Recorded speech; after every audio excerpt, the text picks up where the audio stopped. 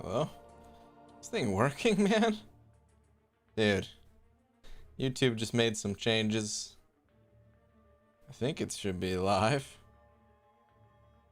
Okay. Well, what's up, everybody? Yeah, this is different. Okay. YouTube's making some more changes under the hood, behind the scenes. Probably looks the same to you guys.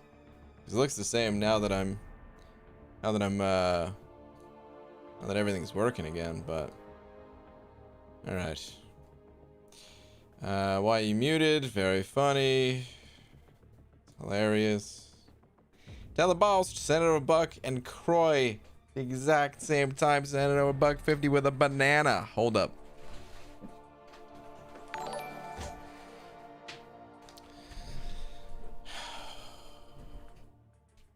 Because they both came through at the same time.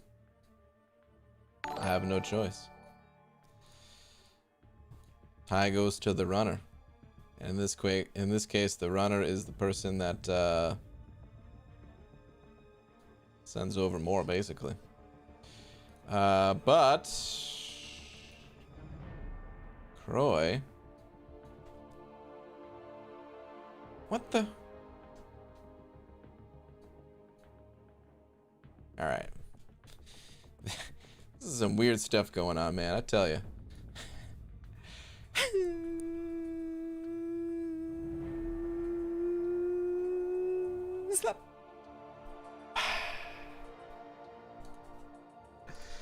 All right.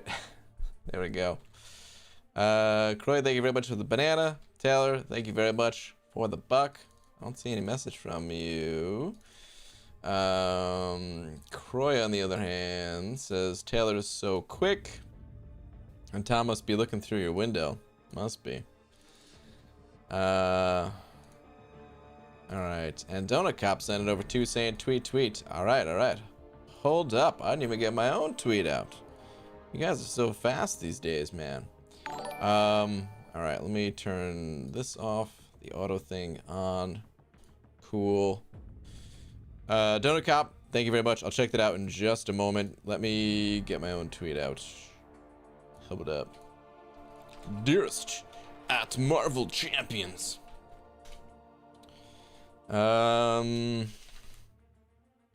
Summer is here, but the pain, it is not. Bring it on. Oh no! No! God damn it, man! It was alright. Anyway, tweet. Alright. Ooh, oh, what is this? What in the PC is complete? Ooh, looking good, dude. Everything's looking good. Look at this. Look at the fan coming through in the picture, all nice and spinny and colorful like. Nice, dude. Congrats on the new setup here, man. I like it. I like it very much. It's hard to tell because the picture's not huge, all this stuff, but we have the EVGA power supply down here. That's about all I can tell, to be honest. But nice, dude. It's good. Actually, I could probably tell the motherboard type by looking at the BIOS here. I can't quite call it. Maybe I can't. Alright, I take it back. Either way, congrats on a working PC, man. The nerve-wracking part of putting it together and not knowing if everything's gonna work when you flip the switch is the worst part, but in your case it works. Beautiful. Okay. Let's begin here. Hold up, actually. Hold up! Big Red 705 as well, saying I like using Venom against Annihilus because you can eat his rod. We're gonna let you live that down. Listen, man, that's what it's called. It's not my fault. It's what Kabam named it. Damn it.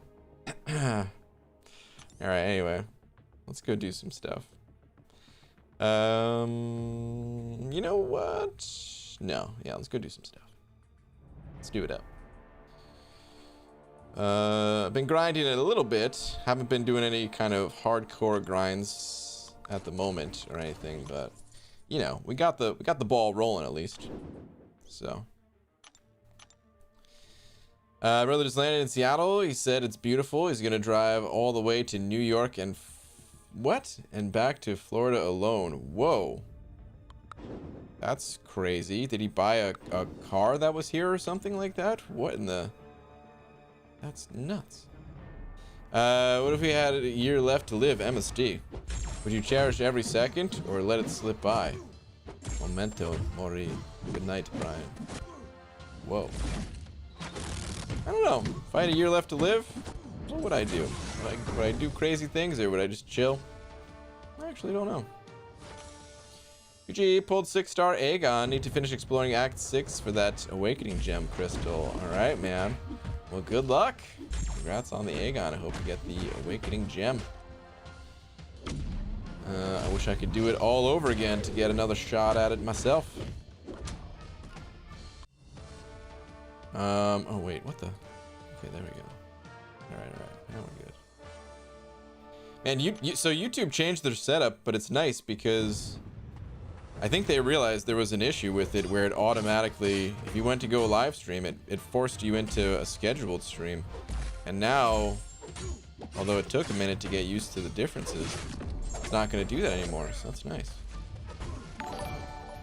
Huzzah! 85 sent it over one of them Australian bucks. Huzzah, thank you very much. Do you have a previous? I see at P. Oh, Angela's okay. She can do some damage. Hold on, this can't be the message. Let me see. Here we go. BG, I have a troubling question. A vacuum cleaner sucks. Is that a good thing or a bad thing? It's a good thing.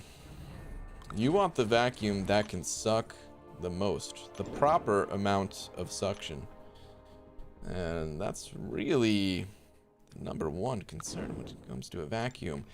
But I assume that this is not a question about the suction of a vacuum, and more a question of if this joke is this joke booable? The question is, the answer, I should say, is yes. It's terrible. Boo! Boo, man. Take a lap. Get this garbage suction joke out of here. It sucks. Thank you very much for the buck, though. Alright, Big Red sent over another 5 saying, hey BG, it's 2020. If symbiote alien wants to eat a flying bug monster's rod, to each his own. You said it. Now you gotta own it. I mean, I don't mind it. Sure. I'll own it. I don't have a problem with that. Like you said, it's 2020, man. It's whatever. Thank you very much for another 5. Baldy watching SpongeBob, and it's the episode where he finds the seahorse. Oh, I love that episode. It's been so long. I'm not even... I don't even remember all the details about it anymore. But I know what you're talking about. Donut Cop sent it over another 2. Saying, went with the Ryzen 7 3700X and Gigabyte RX 580 GPU and Asus X570 motherboard, 32 gigs of RAM. Dude, you got yourself a nice system there. That's awesome, man. Yeah, congrats once again. I really do want to put together a new computer, but I'm gonna give it some more time still. Gotta give it some more time. Yeah, probably early next year or something like that is when I'm expecting. We'll see. I'm also, I mean, I don't really keep too much up to date in terms of like phones coming out and stuff like that, but every once in a while I take a little gander, you know, at some phone related news. And I think I heard that the iPhone has been delayed a little bit. I could be wrong on that. I might have been spacing out listening to someone talk about a different phone, but I think that's the case. I think the iPhone's getting a little bit delayed, because those are like the two big things on my radar for upgrades. PC is about 4 years old, so it's doing okay, but it could use a little bit of an upgrade, a little bit of a boost. And then my phone, it's right around the same age. So yeah, it's about time to upgrade that as well. So just gotta pick and choose which one I want to upgrade first, basically. All right, anyway, Tom sending over to that buck saying, BG, I changed dentist after my appointment today. My last one hurt my feelings. Like it's like feelings, but instead fillings, because it's a dentist. Boo. Tom, come on. Boo.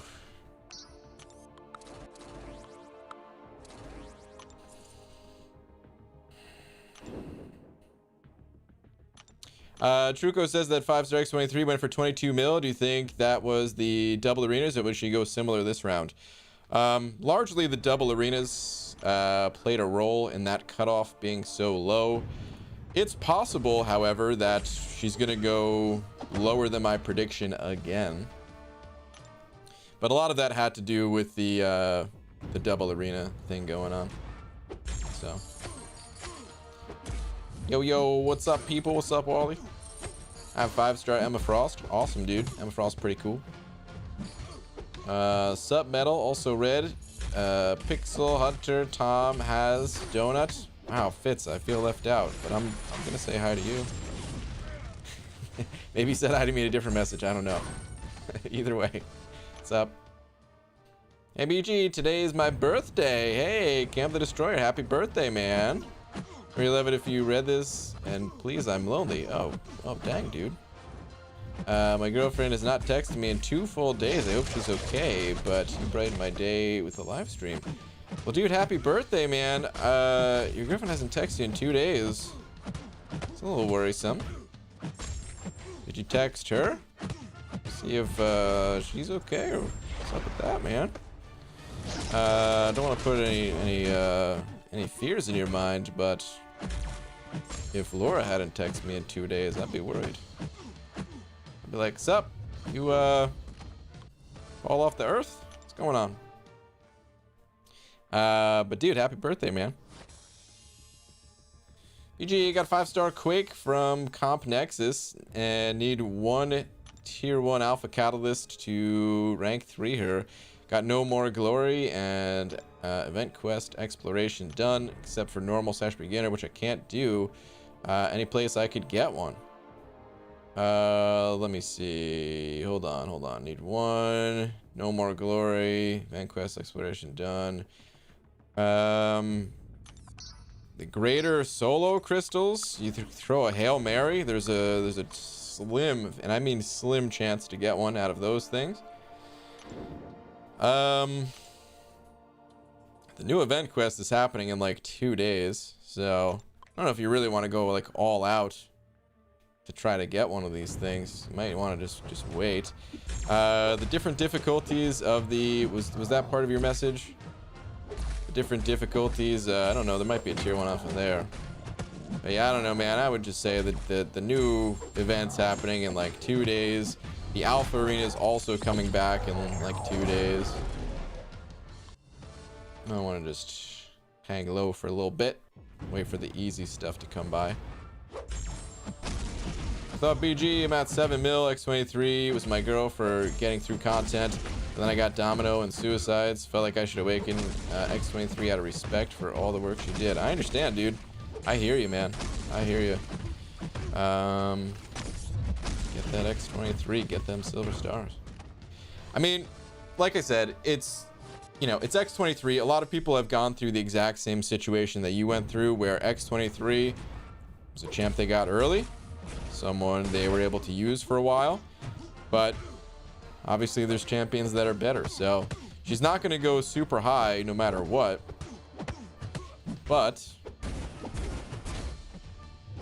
these days people have a lot of 6 stars, a lot of 5 stars. They might just want to grind just to be like, hey, let me go ahead and get some additional SIG, some additional 6-star shards. Why not?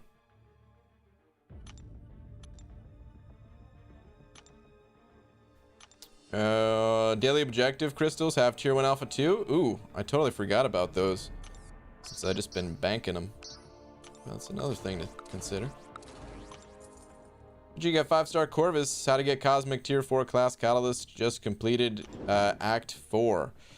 The class catalysts, they most catalysts come from glory or alliance quest related activities, but you can get fragment crystals and sometimes the full crystals as well from quests, the monthly event quest, the side quest. It's kind of tough because you need to do them on a certain difficulty, and it might be too difficult to get the reliable stuff for right now. So it's definitely a big hurdle to overcome at first. Where else? There's an arena going on right now, and there's not a high chance to get a class catalyst out of the Ascendant crystals, but there are some fragment crystals that will contribute towards that, and then, you know, map the AQ map crystals and things like that. It's mostly AQ related for now, and then you get them through the solo quests once you kind of reach that point. Alright, what do you think the most effective way to get 5-star shards is? Shards, they come from all over the place, man. The same way that you're getting any type of shard, you just gotta do things on the higher difficulties to get 5-star versions of those shards. Yeah, they come from all over. That's you shouldn't really try to think of one specific spot for them outside of like a temporary event that would have a higher amount. Otherwise, just keep doing all the things you're doing, and once you're able to take on the higher difficulties, you will start getting more shards.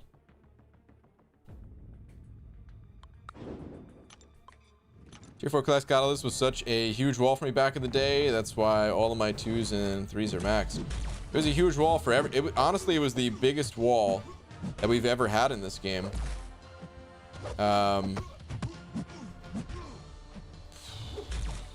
Is it? Man. Hold on. Thinking about it.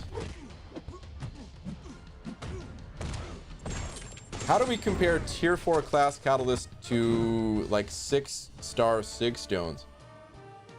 Which resource is more rare?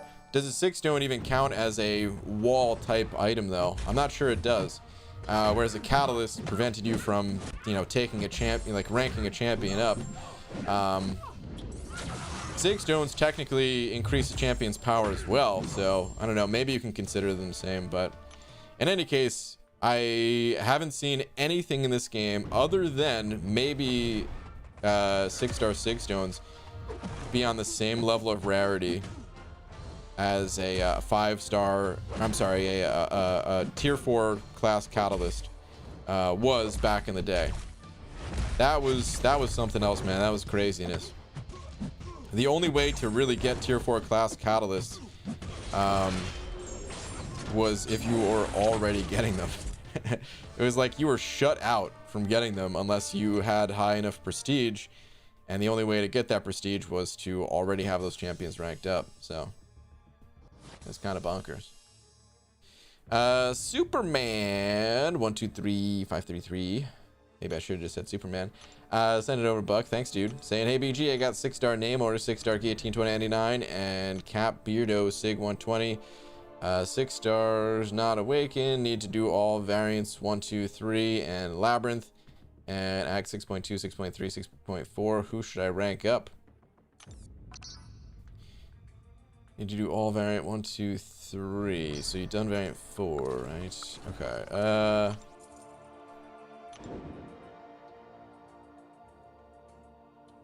Okay, is your Beardo a 5-star? Is that what you're saying?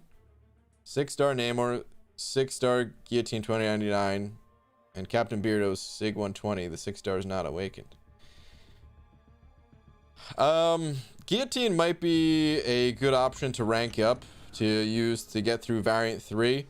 You get a lot of rank up resources in Variant 3, and you could use those to you know, rank up other champions and then get back to Act 6 content. She doesn't need to be awakened. Namor is not a good option because he needs to be awakened to be...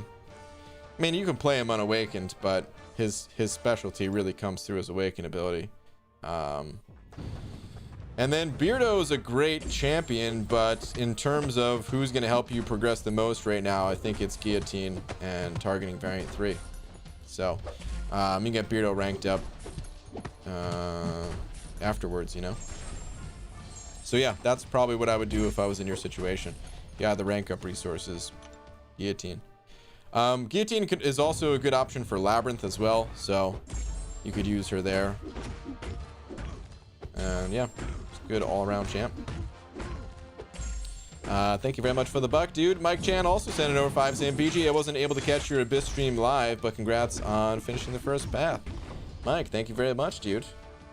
Appreciate it. I can't wait to hop back in there. 4 more paths to go, so if you wanted to catch any more of the Abyss action, still plenty of opportunity for that, that's for sure. Only 20% of the way there. But yeah, man, thank you very much. Hey Brian, because of you, I decided to grind arenas. I never did arena because I thought I could never get the champions, but decided to try it, and the last 2 arenas I was able to get the champions. Nice, dude. That's awesome, man. Just some advice too, or a little tip. You don't need to get the champion for arenas to be valuable. Most of the time, I'm not even going for the champions. Most of the time, I'm just going for the units, the battle chips that will give you units and gold, the crystals, in which just looking for dupes most of the time to get ISO. There's so much value in the arenas outside of the top prizes. I got Aegon recently and got him straight to rank 4, but I need ISO, a lot of ISO. So I need dupes. Any surprising ways of getting 4-star shards? Already 100% event side quests. Not really, man. It's you just gotta open more crystals, and outside of the questing content, which you've already done, you're looking at the free way of grinding the arenas, or the potentially not so free way of opening up things like Cav crystals or Grandmaster crystals, depending on where you're at, you know. So yeah, it's arena or buying crystals basically.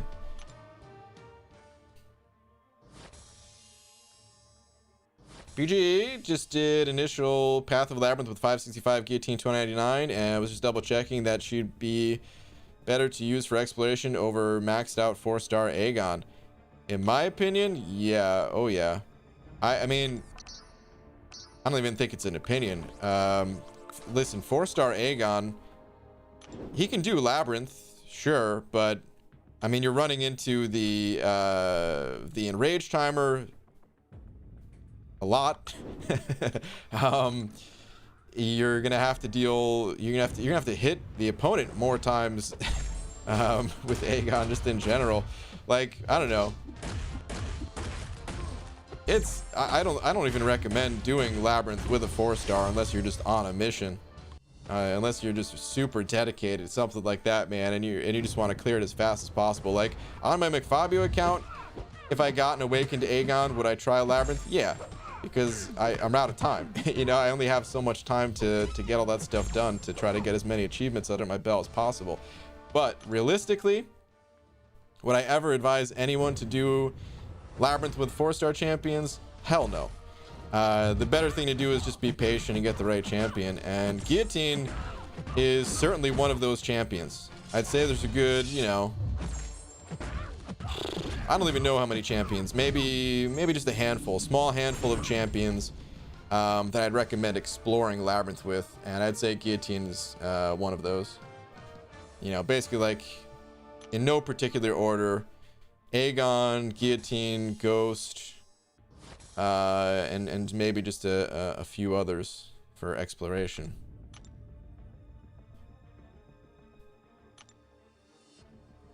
I will also say this.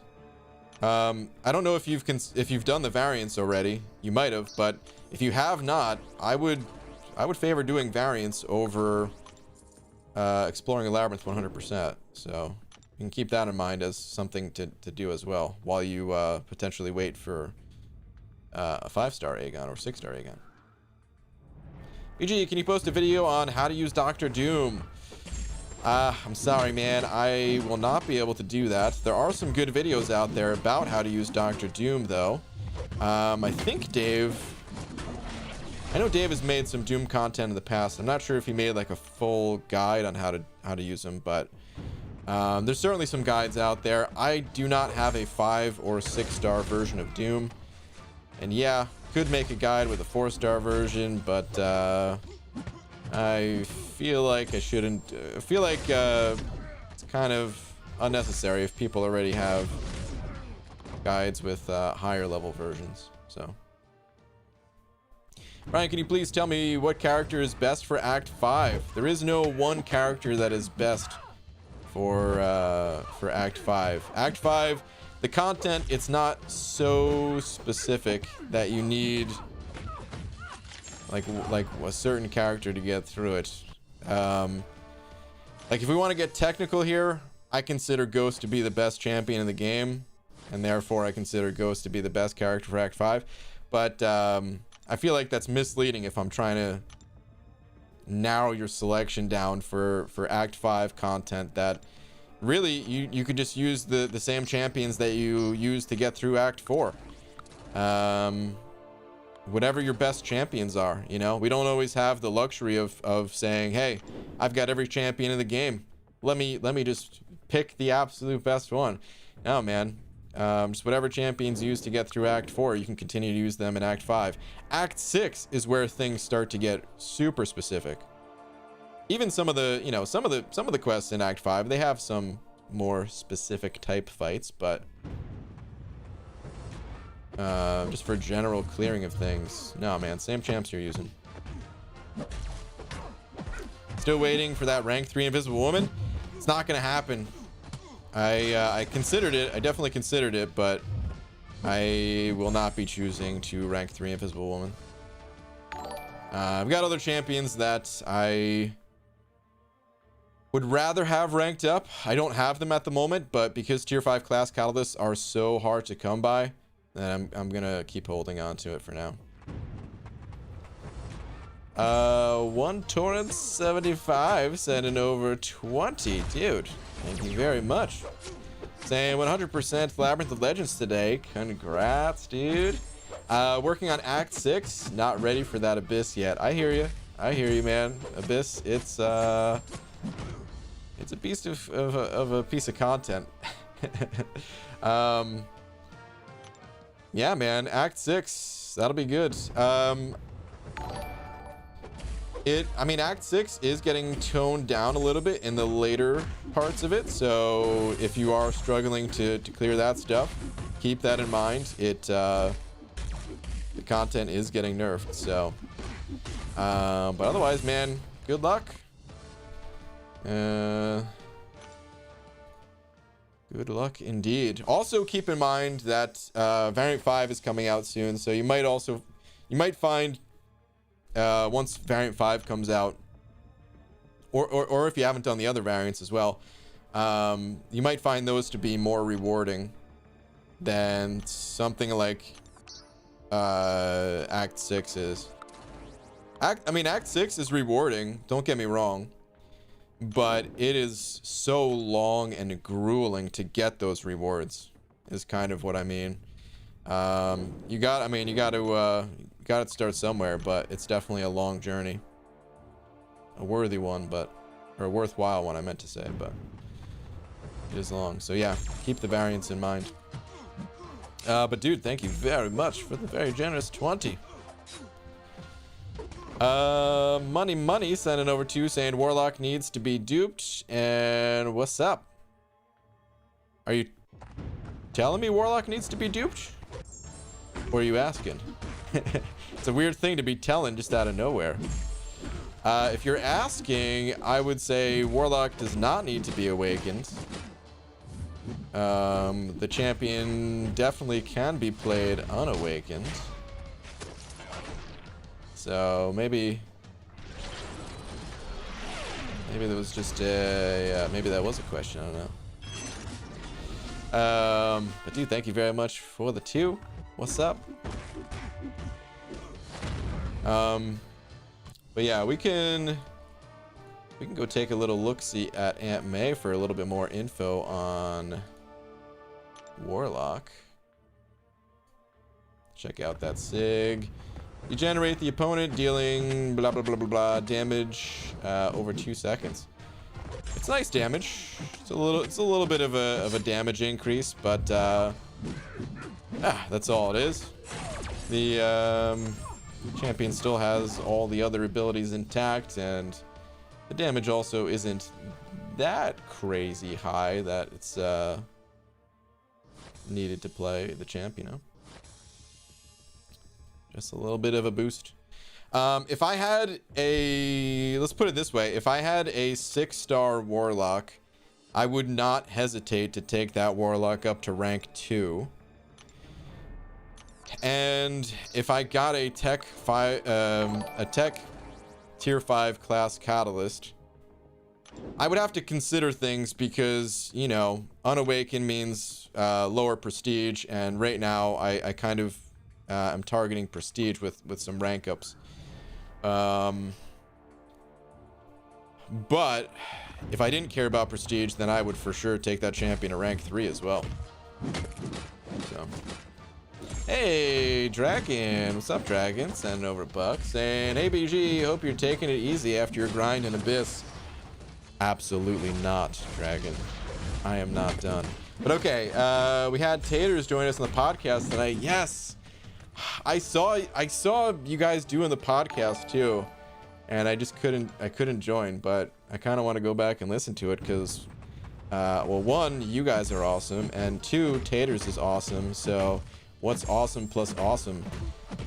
I don't know. It's been a while since I took a math class, but I mean, I want to listen to it is what I'm getting at. Okay, hold on. We had Taters join us on the podcast tonight. Can't say I've had the pleasure of meeting a more chill dude. Also, do you have the time? Oh, really? Get out of here with that have the time nonsense. But yeah, Taters, super chill dude. I can't remember where he's from, but I'm pretty sure it's one of those Midwest states where, I mean, that's just the general vibe. And yeah, just an awesome guy overall. I mean, I haven't listened to it yet, so it's a little tough for me to recommend everybody listen to it, but not really. Everyone should go listen to it, right? I'm sure it's awesome. But Dragon, thank you very much for the buck. Torrent sending over another 5. Thank you, dude. Saying 100% all variants, halfway done Act 6. Okay. All right, got it. Cool, man. Awesome. So yeah, variant 5, the rest of Act 6, and then the Abyss. That's kind of what you're working towards right now. Sounds good, man. Sounds good indeed. Thank you again for another 5. Ooh, looks like we have a Venom the Duck fact here from MSD.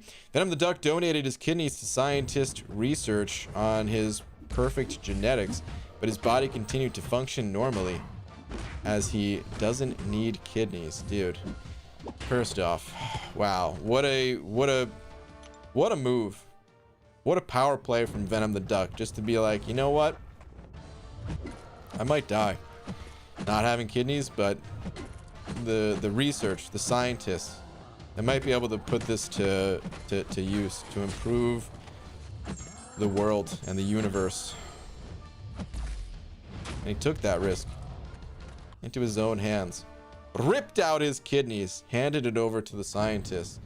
It turns out he's okay anyway. Crazy.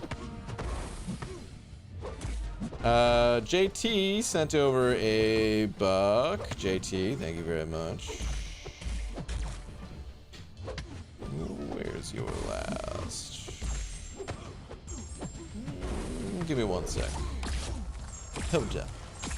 We get through this Silver Surfer fight because I have a feeling if I don't pay attention, I'm gonna get wrecked because I'm using Maw, and I'm still getting wrecked. Oh my goodness, buddy! Oh my god, I'm dying here. I'm dying pretty hard. Can I survive this? Please finish this L2. Thank you. Wow. Maybe I shouldn't have started paying attention. I started playing worse.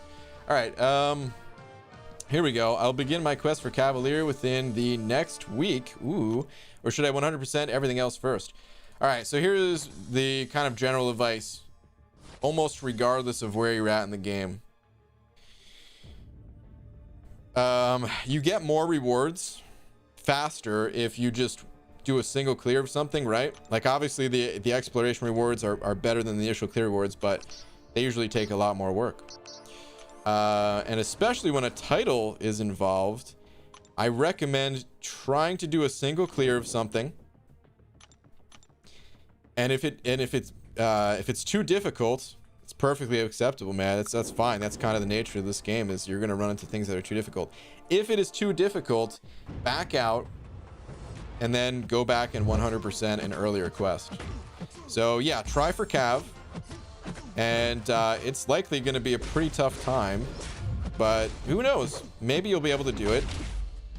And if you can't do it, well, at least you know where you stand, and you know that you can always return to it when you're a little bit stronger. And then just take that time while you're waiting to power up, go back and clear out some other content and 100% something else. So yeah, man, definitely try it out. And don't get too discouraged if you realize you're not quite ready for it just yet, you know? But try it.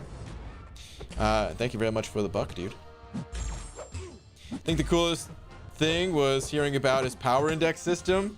Yes. I'm in love. It's absolutely fantastic. Highly recommend his content and channel. Agreed. Taters is awesome. You know, I'll share something with you right now that I haven't quite shared with Taters yet. I was waiting for the right opportunity, which I don't know when that opportunity is going to come up, but check this idea out. So he's got this power index system, right? To catch everyone else up to speed if you're not sure what the hell we're talking about. He started it for Alliance War, and he's now moved it elsewhere, but let's just start with Alliance War. So he basically assigned like values to champions based on like how strong they are. Oh man, what's an easy way of putting this? I'm having trouble finding the words. Okay, so in Alliance War, right? If we go up against a defender, whether we win or lose that fight, like a value is assigned, right? Obviously, if we lose, then the value of that champion on that node goes up. They are stronger for that node. And when an alliance mate one-shots that fight in a war after that, they're given like more points. And it's just this arbitrary system that's just for fun, for tracking, to give people in our alliance some idea of how we're performing and things like that. And we could talk a little bit of trash to each other and stuff, and it's generally just a good time. And he also makes these cards that kind of are given out to like the top performers and stuff like that. Drive by high at night, need sleeps. All right, Star, have a good night. So we started with that, and you know, just generally likes to give stats to things. Then he has this new thing which he just started doing, where it's heavily inspired by Tier Zoo, that YouTube channel where it basically makes tier lists out of like animals and stuff, right? Heavily inspired by that, and he's assigning these values to champions Instead of just the average tier list just kind of gives, by personal experience and general usefulness that the community has come up with, kind of tosses these champions in like god tier, demigod tier, whatever you want to call it, right? Or S tier, A tier, B tier, so on, right? But he's taking it a step further, and he's breaking down individual champions based on their damage output, their survivability, their utility, things like that. So he started doing that. And then I was thinking, what if we did that for quests too? It might be too much. It might be too difficult. But if you can assign these values to champions within quests, and say we're taking a look at, I don't know, Act 5, Chapter 1, and we look at a path, and we determine, like, based on the champions on those paths, the nodes that they have attached to them, we can kind of assign a value to that as well. The total number of fights on that path, any restrictions, factor all of that stuff into it, and figure out, like, which paths are the easiest, which paths are the hardest. It would give people a little bit of a direction of where to go in this game, because it is a little bit daunting, you're not too sure where to begin. And really the answer is just to not worry about it, not sweat it, and just hop into a quest. But still, people are always looking for that little bit of help, like, dude, where do I go? And a system like this would require so much effort, so much work, but it'd be pretty cool, right? So yeah, I haven't even run it by Taters yet, but I figured it'd be something that'd be totally up his alley. The problem is all the stuff that he's already doing requires a lot of time, a lot of effort, a lot of energy. Taters, I mean, he works full time and everything as it is. He does this stuff for fun. Of course, he does have a YouTube channel, and I'm sure it'd mean a lot if you guys subscribe to his channel and stuff. Which, you know what I mean, since we're talking so much about Taters, let me go grab a link to it. But I mean, realistically, where is he going to find the time to do something like this? Would he even be interested in something like this? I don't know. But yeah, all right, I'm gonna link. Let me go to his channel, and I'll grab I'll link to one of his power index videos. I'll just link to the what is power index and how does it work video.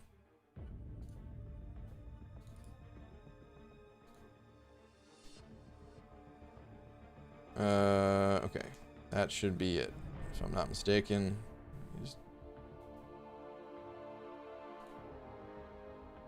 Okay. Yeah. Okay, yeah, that's the one. All right. So yeah, check it out if you're interested in stats and breakdowns of champions and things like that. I'm not a huge fan of tier lists in general. But this is a little bit different than a tier list. This is more of an in-depth breakdown, just done using a tier list format kind of thing. So this is a little bit more up my alley than something like a tier list. I'm still not a huge fan of like trying to say like one champion's I don't know. I guess my problem with tier lists in general is that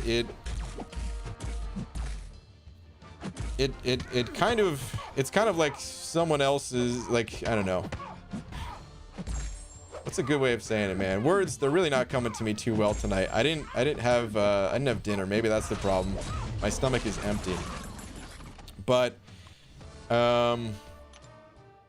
it's almost like someone's telling you the way to play the game and not really giving you a chance to experiment and play the game yourself. And no one's forcing you to look at a tier list. And so you always have that option to just not look at the tier list. So that's what I do. And if somebody wants to look at the tier list, just like they could look at any other type of guide, I mean, awesome. And then the other part of it is that I think, like, that's how I feel about tier lists in like other games. And then specifically related to MCOC, this game, it's not always about having the strongest champion. I consider these champions to be tools for the job that Kabam throws at us. So like, how do you put a, how do you make a tier list out of like a wrench and a hammer? You don't. You just use a hammer when you need to use a hammer and a wrench when you need to use a wrench. So, but this is, the way Taters is doing it is, I consider it less of a tier list comparing one champion to another and more of an in-depth stat breakdown of champions, which I enjoy more, you know what I mean? All right, anyway, there's a few super chats. Sorry for the delay. Long tangent here. Blazing Ice sent it over 5 saying, pull the 5-star blade, have a skill awakening gem, and a skill champ to rank 5. Worth it? Question mark. I use a Ghost Rider on my regular team as well. Yes. Yes. Absolutely. If you're using Ghost Rider in your regular team anyway, yeah, it'll make Ghost Rider more reliable. The two pair up very well together. We don't see Blade used as much these days, because some newer champions came out, and you know, there's a bunch of bleeding music and stuff like that, but he's still a very strong champion, so it's worth it. Yeah, I'd say so. I don't know what your other options are. It's possible that you might have a better option in the form of maybe like Nick Fury or Aegon or something like that, but if you don't have those champions, then Blade is definitely worth it.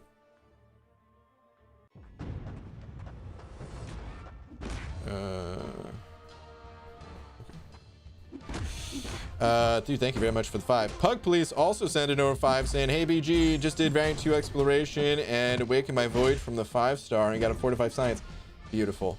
I think Kabam is telling me something. I think they are too, man. I think that would be a great thing to do. Taking that awakened 5-star void to rank 5. Highly recommended. Definitely recommended. Thank you very much for the 5. Big Red also sent an 05 saying Tom's last and you better laugh or else. Okay.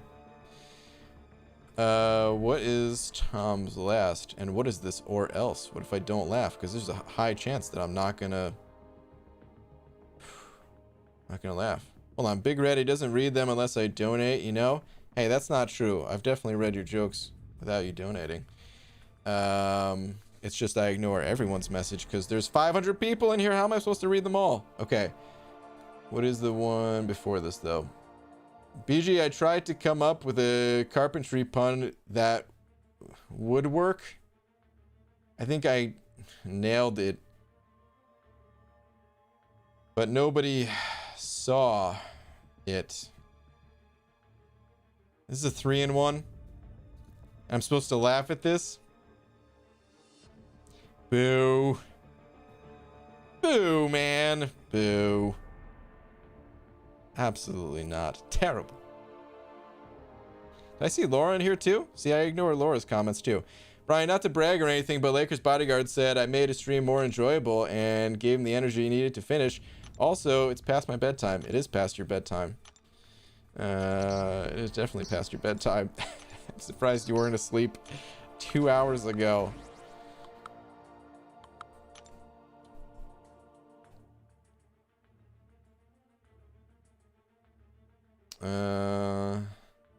Okay. Is that Enzo in here? What's up, Enzo? How you doing, dude? Let me figure out... I guess we're going tier... or 4-star basic next. Let's do that. Dude, after the stream tonight, I'm gonna make a big old bowl of spaghetti. I am actually so... I didn't even realize how hungry I was until I started streaming. And I'm like, oh, dude, Stomach's kind of empty. A little bit lightheaded. I need some food. I'll make the biggest bowl of spaghetti. But all right, Enzo, what's up, dude? Saying, good morning, BG. Talking taters. What do you not want to be... Or why do you not want to be an officer? It is an extra intricate part of the game that I would think you like. I have enjoyed stuff like that in the past.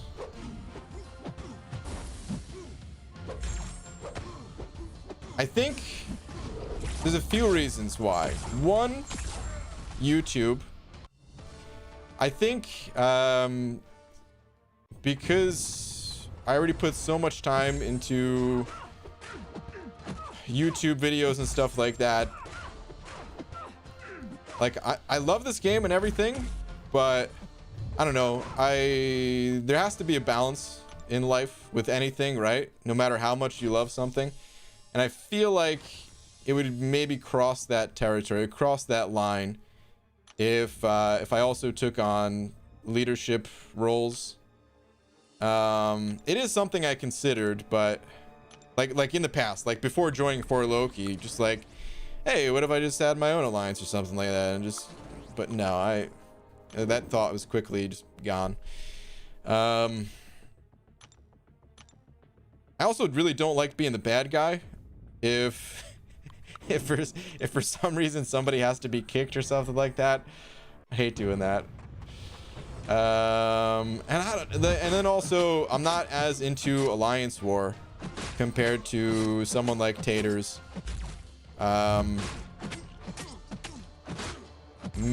there's a chance that whenever Kabam reworks Alliance Wars, whatever it comes out to be, maybe I'd be more into it.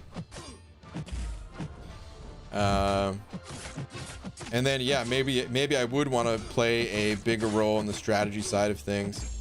But right now I just enjoy, you know, I think it's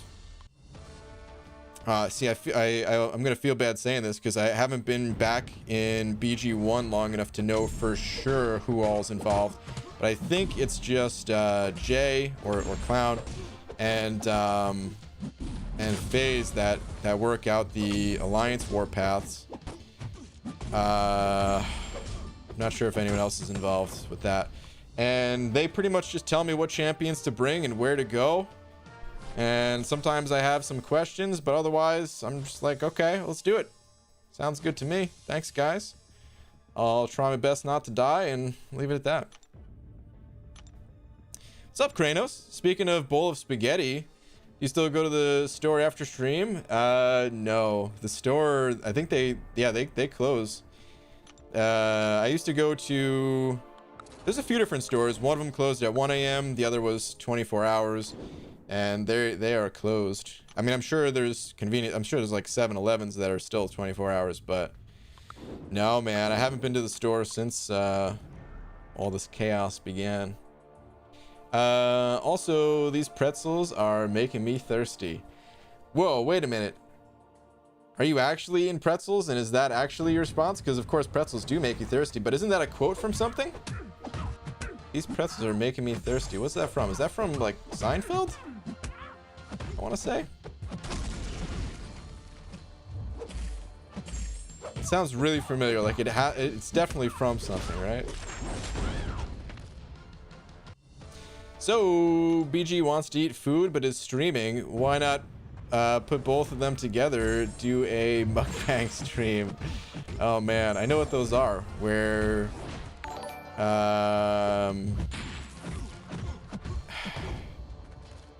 people just eat on camera. Man, I think that's a Korean thing, or like originally a Korean thing. But I mean, of course, people eat while streaming all over the world now. I don't know where it started for sure, but I want to say that's where it started, right? But I'm not gonna be doing that. No. Redone Undone sending over 5. Thank you, dude. Saying, hey, BG, longtime viewer of the channel. Always great to see you streaming. Keep up the awesome work. Thanks, man. Appreciate that support. Thank you very much. Definitely appreciate it. Laura, can you convince BG to do a dual crystal opening, please? Love you guys. Best couple. Well, thanks, man. But the dual crystal openings, like a versus, you're saying, with that type of duel, not duel as in just both of us. If it's a versus crystal open, I've never done one of those and probably won't. If you just want to see Laura open more crystals and stuff like that, well, maybe at some point. We've done a few of those videos. Maybe it's a YouTube thing, but BG's stream got really colorful and distorted. Whoa, what? What? Nothing's weird on my end here. Kranos just said to over 5 saying, yep, Seinfeld. Happy you are healthy. Soon we'll be able to head to the store. Went to grab some late night food. Dude, I hope so, man. I miss going to the store after the stream. It's, you know what it is too, man? I really don't leave my apartment too frequently, right? And even just going out for a little bit at night, just getting some fresh air, walking around a bit. It was an excuse to get out. It was something real small. I could easily replace that with other things, but I don't. So yeah, I hope things go back to normal sometime soon here. But thank you for 5, dude. I thought it was Seinfeld. Stream yourself eating an assortment of foods ASMR style whilst beans. Laura simultaneously rubs oil on your head. All right, this is, I don't know what platform that belongs on, but it's not YouTube. Corey said it over $1 saying, Brian, how the hell are you? I thought you'd say that. Enough about you. I was daydreaming about you earlier and it hit me. Yesterday was Sunday, so today is Monday, and it's your birthday. What do the cows say in traffic? Move. Terrible. Ooh. Your Lakers bodyguard impression is pretty on point, though. It's getting creepier and creepier by the day at how well you're able to mimic Lakers bodyguard's message. I wonder if Lakers bodyguard is sitting here thinking like, did I send that? What the? Oh man. All right, Martin also sent over 50 of them DKKs though. Martin, thank you, dude. Saying read last, please. By the way, keep up the good work. Thank you, dude. Where is your last? Hold up. Give me a sec. Here we go. Why are people not using Voodoo for acid wash anymore in map 7? People do still use Voodoo. There's plenty of people that still use Voodoo. My Voodoo, I think did I put Voodoo on defense? I think I put Voodoo on defense. We can I don't want to look at war right now. I think I'm actually done with war for the season. How crazy is that? Yeah, my Voodoo is actually on defense, believe it or not. He's not the most amazing defender by any stretch. And if I needed to take him off defense to do Alliance quest, you know, that would be no problem. But I actually just really like to use King Groot and Man Thing. It's just a fun combination of champions to use. I think King Groot is safer, more reliable, albeit a little bit slower in most circumstances because his attack is not the highest. Actually, his attack's not bad. It's the rest of his stats. He doesn't have much for crit or crit damage, and his poison is not bad, but you have to build to a special 2 to get there, and yeah, his overall damage output's not that great. I also bring my other paths, which are Biohazard, which both are immune. Whoa, whoa, whoa. Wait, I was dropping some frames there. Might have been, you guys probably had to see some lag. But I think I'm back now. I think I should be good. Sorry about that, internet. But okay, so yeah, I also bring King Groot and Man-Thing for my other paths, which is Biohazard, which both of those are immune to bleed. And then the other path that I take for this variation, at least, is it's the one where XL champions are good, but other champions will glance. And I think their ability accuracy is also reduced. I can't remember that part. But yeah, it's just nice having the larger champions for that. The other variation where I actually have two different paths of Acid Wash. They're just, you know, King Groot's more sustainable. When I'm running Suicides, the healing that Voodoo gets, it's technically enough to overcome using some specials, but only barely. And if I make any mistakes along the way, King Groot can recover that, and Voodoo can't without using items. Or turning off Suicides. So yeah. But other people still use Voodoo all the time.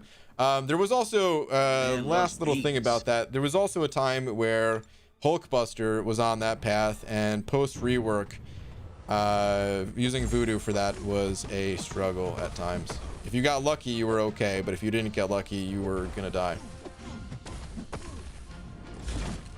Lakers Bodyguard sent it over to saying, Beaver, have you ever been in dark room and thought about having a refreshing drink? Yes.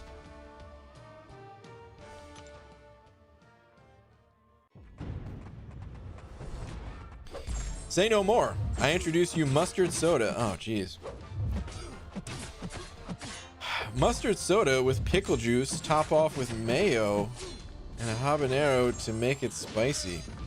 You drink it while singing peanut butter jelly song.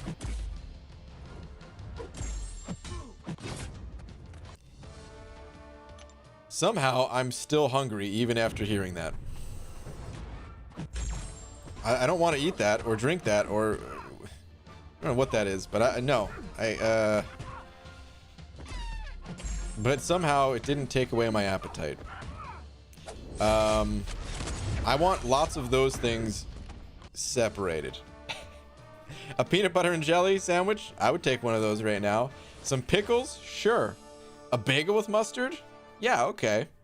The mayo and habanero, well, those can stay out completely. But mixing all those things together, nah. Does the size of the champions matter? For the most part, no.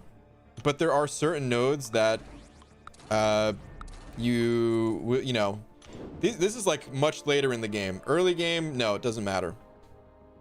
But deep into the game, you'll come across certain nodes that say, hey, only XL champions are good here, or only small champions are good here. Things like, you know, simplified versions. My explanation is simplified version of the node, but yeah, you get what I mean, I hope. King Groot and Man-Thing has to be the most anti-meta move I've ever seen. Dude, they're good for it, man. They're actually good for that path. I didn't use, I don't know if I used a single item this last Alliance quest. Even when I did the Abyss, I went to Alliance quest and I had a terrible start to my day of Alliance quest, but I didn't use any items. I managed to get through the rest of it without trouble. FYI, your wife was trolling me on my Abyss stream. Apparently we are twins. Just I have my hair and you don't. It's a bald cap, man. I have plenty of hair. So we are twins. I knew you'd love it, Brian. I came up with a concoction. Yeah. Ugh. You know me so well. What's up, BG? I've completed all the variants except for The first one, do you have any tips? I mean, just in general? Not really. If you're having trouble with a specific fight, I can maybe offer some advice, but generalized tips, not really. Take it one chapter at a time, you know? Don't do it until you have good champions of the class types that you need, and maybe that's about all the advice I can share. We have 12 hours of war left, and 2 groups have already defeated the boss. Dang. Fast. Redone Undone sending over another 5. Thank you, dude. Saying, about to get my first rank 5 5-star. Can you check Twitter for the options it posted? Just made a Twitter account for this, so not sure if I did it right. Okay. Let me check it out.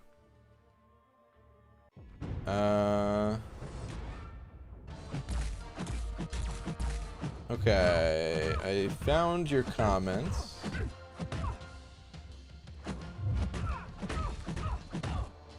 Hold on.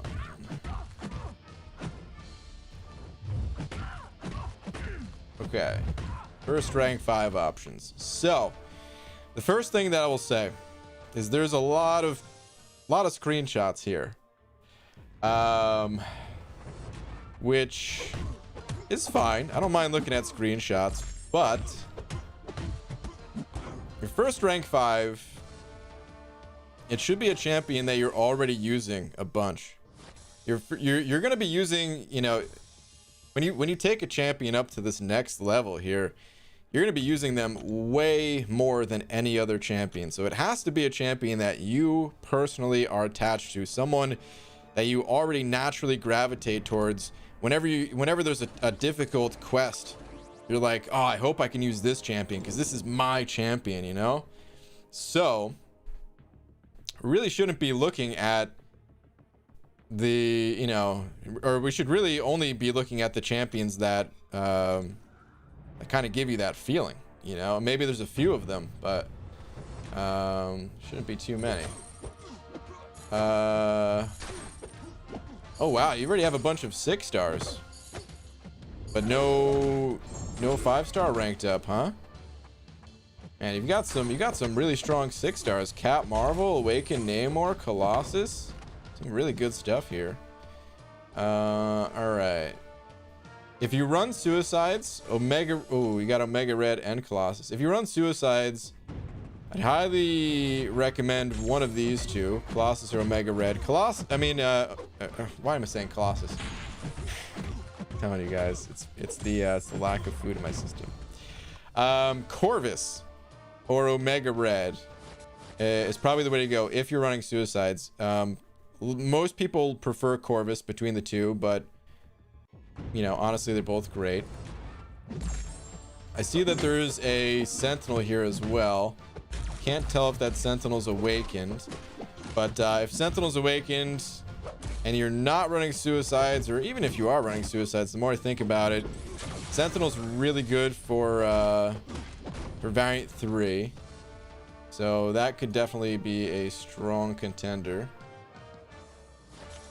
Actually, yeah, it'd be better if you just told me if you're running Suicides or not. Just put a regular message in the chat and I'll find it. Let me go through the rest of these though. Okay. There's another tweet from me as well. Rank 5 options continued. Yeah, so like most of these I wouldn't even bother considering. I have Awakening Gems and Rank Up Gems as well. Can take anyone to rank 5. Also can max Sig and rank up more than 1. Okay, so you can rank up more than 1, eh? Dude, you've got these 4 to 5. What is happening? I'm lost right now because you have the ability to rank up so many champions. You've got 2 of the Mystics. You've got a generic one here.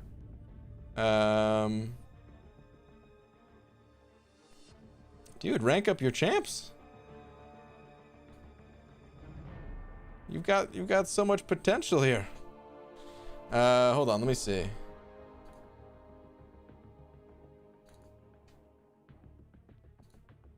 Did you ever put... yes, I am. Okay, to running suicides? I think that's what you were saying. Okay. So, if that's the case, you're running suicides.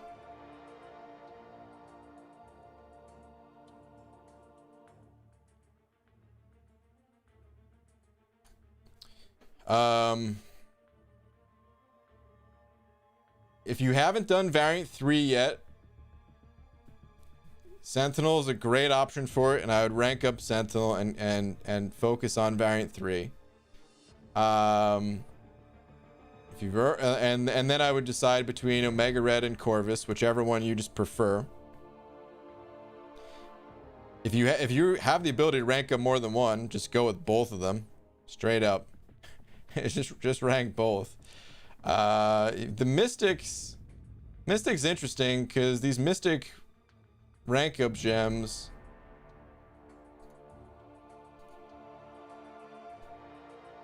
like Ghost Rider is not a bad champion, but I don't know, I almost feel like I would wait and rank up a different Mystic instead. But what Mystic would that be? I mean, your strongest Mystic is your 6-star Awakened Longshot, but obviously you can't use a rank up gem on that guy. Dude, you have so many resources though, man. How long have you been saving this stuff? I thought I was a hoarder. You're putting me to shame over here, man. But yeah, because you run suicides, like I said, Corvus and Omega, and then Sentinel for Variant 3. Like those are my top picks of champions that you should be focused on for the time being. Sentinel only if you haven't done Variant 3. He's a good champion in general too, but yeah. And wait, hold on a second. Did Glory? No, Glory, you son of a... Sending over 100 big ones. Dude. Same best friends. Glory, Last Arnian, Dicer, Doc 82, and Kim Jong-un. Wow. Dude, you know, I haven't talked to Doc 82 in the longest. I miss that guy. I want to talk to him. I want to see how everything is. He came to the meetup. I met him in person, face to face. But Glory, man, dude. Way too kind, man. Sending over $100. You guys might have just heard some Windows dings. Sorry about that. I was trying to find if Glory's in the chat. I don't even see his name in the chat. Taking a page out of Last Zarnian's playbook here. Dude. Glory of, man. Thank you, dude. Super generous of you. Super generous of you.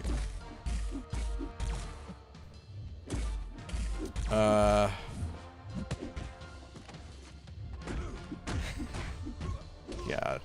The list of best friends. Of course it has to end with Kim Jong-un.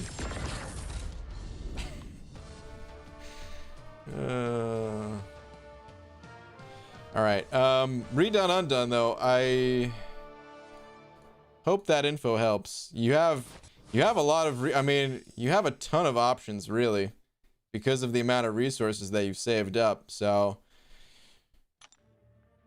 but yeah, the last piece of advice I can give is to start ranking based on the content that you're looking to tackle. Early on in this game, you know, you just rank up whatever champions you feel best with and stuff like that. It doesn't matter a whole lot, but ranking for variant difficulties and things like that, or specific fights in Act 6, that it starts to become more important. So you always think about that stuff and then determine what's your best option based on that, you know. But I hope some of that helps.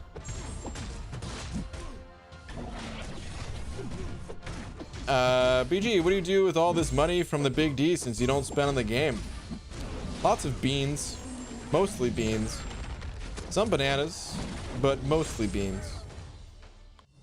The real answer is, well, I don't really buy that many things, but I do like to buy new things to like upgrade the stream quality. I just spent a bunch of money on microphone, which is thanks to you guys. In the past, I bought a camera. You know, there's some other upgrades that I want to do. The lights back there. And then, yeah, the rest of it, I literally do just... it's half joking, spying it on Beans, but it's also the truth. I spend money on food and the other necessities of being an adult. Like Netflix, you know. And Laura. Spend some of it on Laura. Big Red, I donate for the wig. That's the only reason. Oh man. Boss Rush day stream soon? Probably. I'm gonna wait for the second one to come out at this point, and I'll just do both in the same week. I probably won't even do it the day the second one comes out, but maybe like the day after or something. I don't know. But yeah, there'll be more day streams. I'm starting to focus on Act 6. I have Sparkles, but no Fury. How important is that extra second? It's pretty big. Don't want to rank 5 if not viable. Cheers. I mean, I think she's still viable, but it's a pretty big deal. So I don't play Sparkles. Can't tell you from firsthand experience, but if you just think about it, it's an extra second for each one, right? So like, hold on, let's go look at the synergy itself so everyone knows what we're talking about.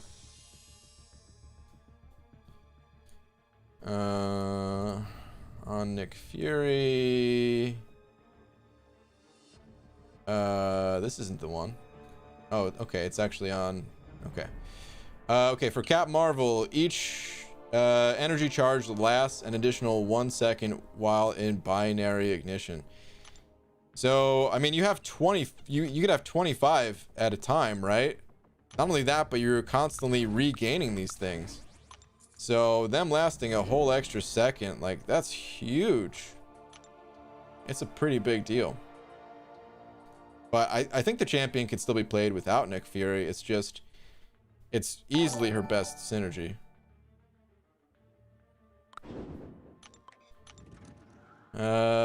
Glory saying I'm here, just lurk nowadays. I'm proud of my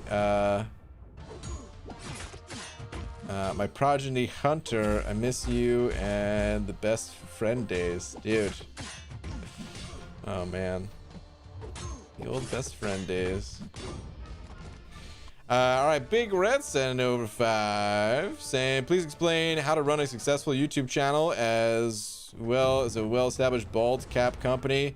Hashtag daily wig fund. Hashtag mod fits. All right, so as far as the bald cap company goes, listen, that took a lot of work to get off the ground. But these days, I've got a lot of really smart people that handle the day-to-day operations.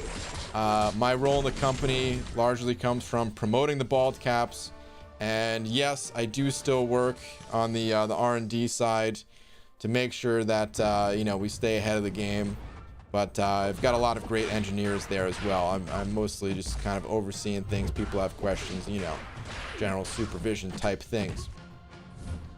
So that leaves me a lot of time to run the YouTube channel here, which is also time consuming, but I have plans to take care of that as well. Have you guys ever seen that episode of SpongeBob where he has a cardboard cutout of himself? I'm thinking it's time to get one of those, and I mostly just stumble through words as it is anyway, so you know, I'm just gonna have like an auto-generated bot that says a whole bunch of random words. I'll include some of the greatest hits, like "It Depends," you know what I mean? And it should work out. Cardboard cutout and a bot for the text. That will leave me to start my next company, which is wearable beans. Now, hear me out on this. Do you guys like shirts and pants? Your answer is probably yes, right? Because shirts and pants kind of necessary. Do you guys like beans? Your answer should be yes, because beans are great. Now, what would you guys say if I told you that we can combine both of these ideas and there can be a clear layer over your shirts and pants that like hold the beans in, basically, so that it looks like you're actually just wearing beans?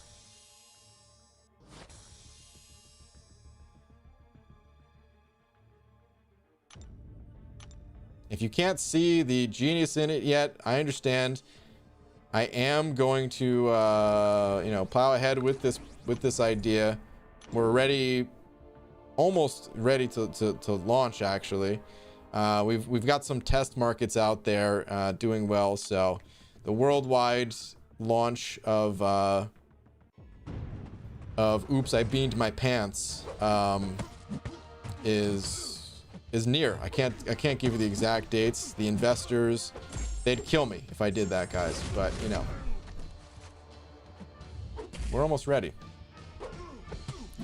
Mikey sent it over to saying happy birthday. Mikey, thank you very much, even though it's not my birthday. Appreciate that too, man. Thank you very much. Orange Juice also sent it over €5 saying, do what you will, but it would make me very happy if you use my super chats to buy cartons of orange juice. I have a bunch of orange juice in the fridge, actually, so done. It would tickle me pink. Also, read last.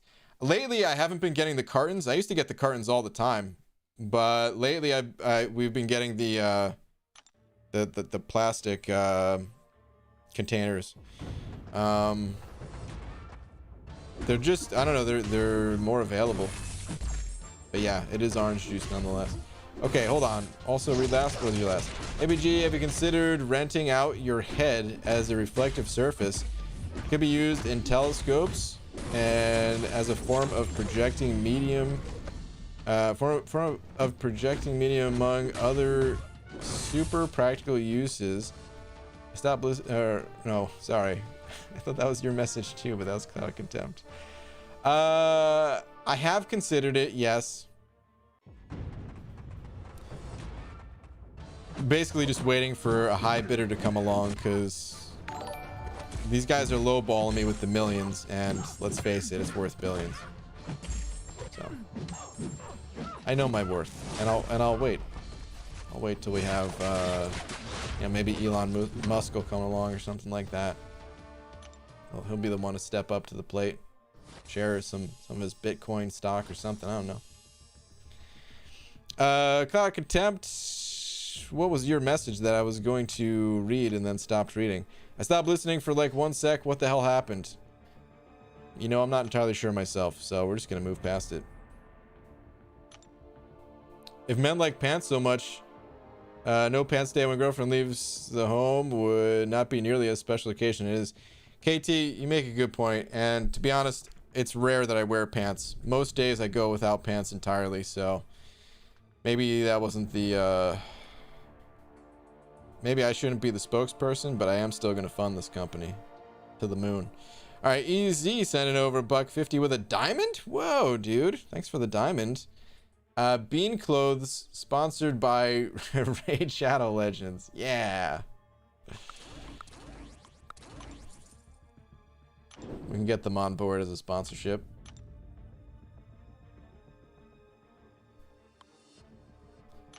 BG is King Neptune blinding the windows to the soul with his shining bald surface.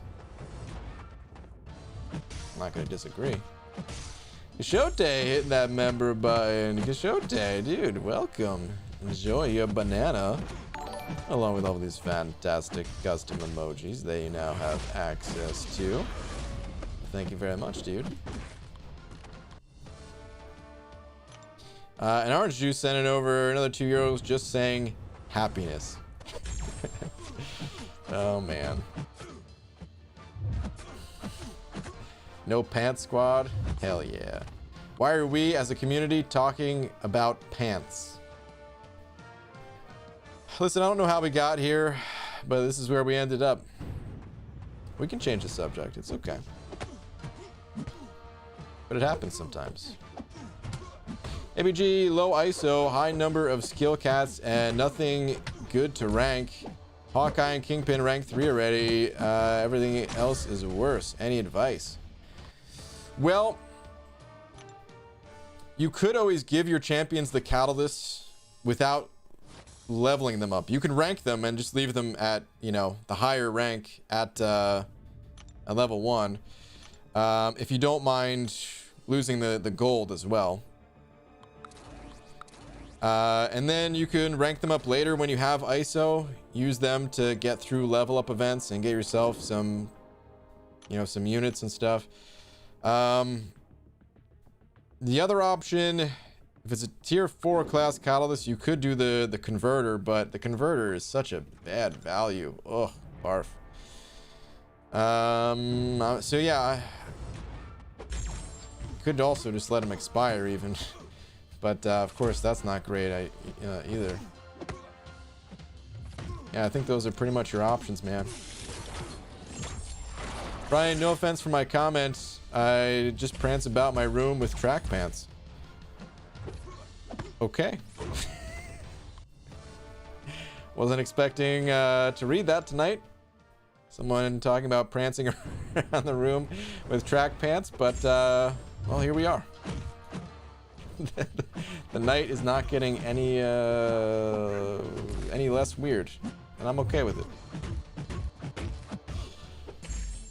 What is your P.O. box? Just got a bag that is a bean filled with Heinz beans.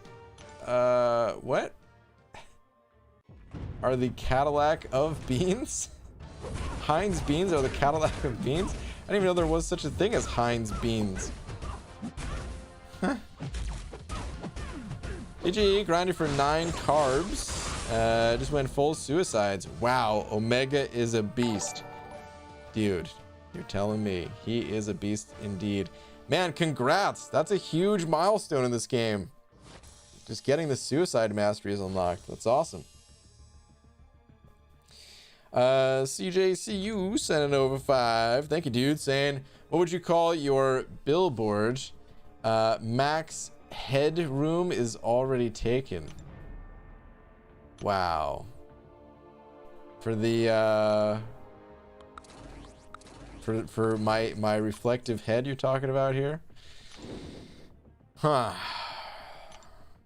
The bald board.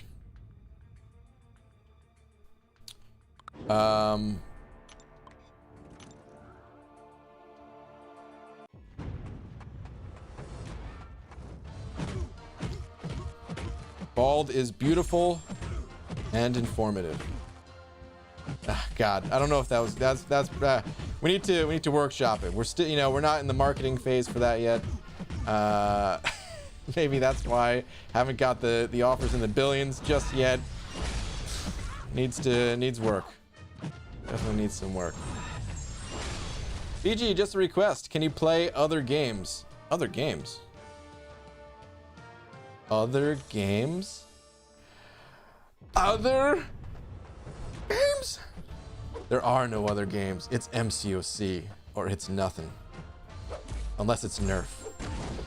I don't really play. I mean, I play some other games every once in a while casually, but not so much in terms of making content, streaming, making videos, none of that stuff.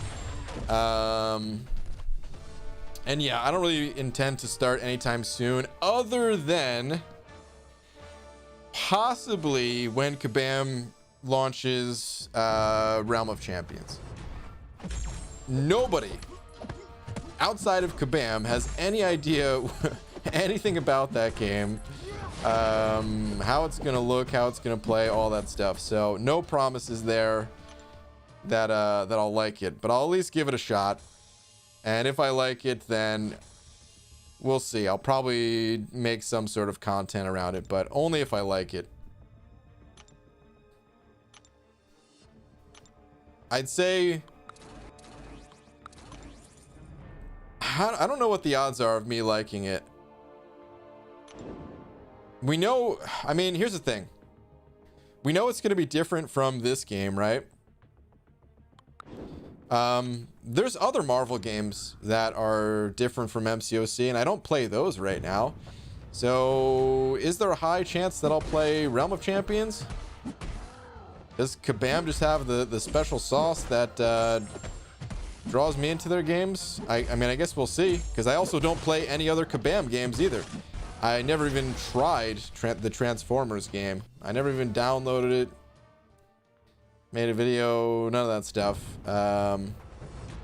Actually, that's not even true. I did download it, but then I was like, no. Wait, did I download it? Or was I just thinking about downloading it? Either way, I've never actually played that game, is the bottom line. When a bunch of people were downloading it on YouTube, and I was like, well, I guess. But then, no, I never even played it. So, what are the realistic odds that I'll like M-Rock? I mean, it's in the same universe as this game. And I guess that gives it some pretty good odds, because I've done that with other games before where, like, I played Warcraft 3, which turned into World of Warcraft, which turned into Hearthstone. All that stuff was kind of in that same universe, even though they're different game types. So if Kabam can kind of work their magic and take some of the good things about MCOC and just transform it a bit, yeah, maybe I'll like it. Maybe I'll play it. I'm definitely interested. But we'll see.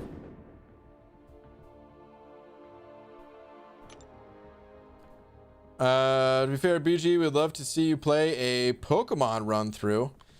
Dude, I mean, I definitely have played Pokemon in the past. It's been a long time though since I played. The last Pokemon game where I actually made it to dude, I almost called them the Fantastic Four. The last Pokemon game where I made it to the Elite Four was Pokemon Silver. I played one or two beyond that game, but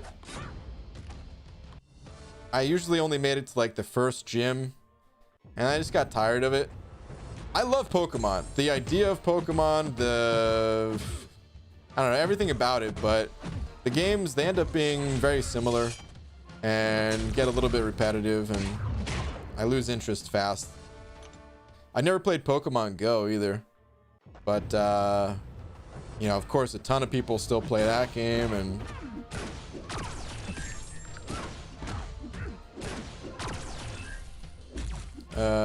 last for the memes, Baldy. What is last, Hunter? I ate his rod, BG 2020, in the daytime. I want to wear beans all over my body, BG 2020, in the nighttime. Can we get a custom BG calendar with these quotes as a time measurement system? I mean, if you want to make it, if you're volunteering, because I ain't making it. Too much work.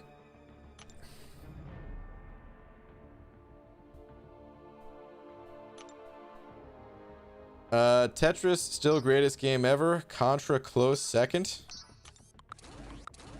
I don't know about either of those things. Those games are fine, but tangents, wow. Combine the combining emojis there, huh? Maybe that's what we could do for the tangent one. That's not a bad idea. But instead of the dot dot dot, you just put like a capital T or lowercase. It doesn't have to be capital, I guess. I don't know. Or what else would represent a tangent? But with like a chat bubble. The chat bubble's a good idea. I'll have to think about that one. We might have found a good tangent emoji idea here. Good thinking, Pixie Bell. Custom BG motivational tape on repeat to get you through the day. Oh wow! With like some soft ambient music in the background. Yeah. BG, please play New Avengers a day game. I'm not really too interested in any of the Avengers games that I saw. Here's one Marvel game. There is one other Marvel game that is interesting me right now. I don't remember what it's called, but it's like, you know how Kabam is basically, they're making another game in the same Marvel universe, or in this with their same universe, right? With the Battle Realm. Marvel Concepts of Champions to Marvel Realm of Champions. Future Fight, I believe, is also doing the same thing, right? It's the people behind Future Fight, where they're making like an MMO style game. And I do like MMOs, so Strike Force? Nah, I have no interest in Strike Force whatsoever. Those types of games, they're just not my type of game. Nothing against them, you know. Just everyone has their own preferences, and that's just not mine. But yeah, here's my concerns about that game. It looked cool when they showed it off. Some of you guys might remember they had like a, what was it, like a Yellow Jacket boss, I think. And some of the worlds, some of the environments, they looked pretty cool. It was still, I think it was still pretty early in their development. Here's my concern. I've played some MMOs in the past. Actually, I haven't played that many, but I have played a few, and I've followed a bunch.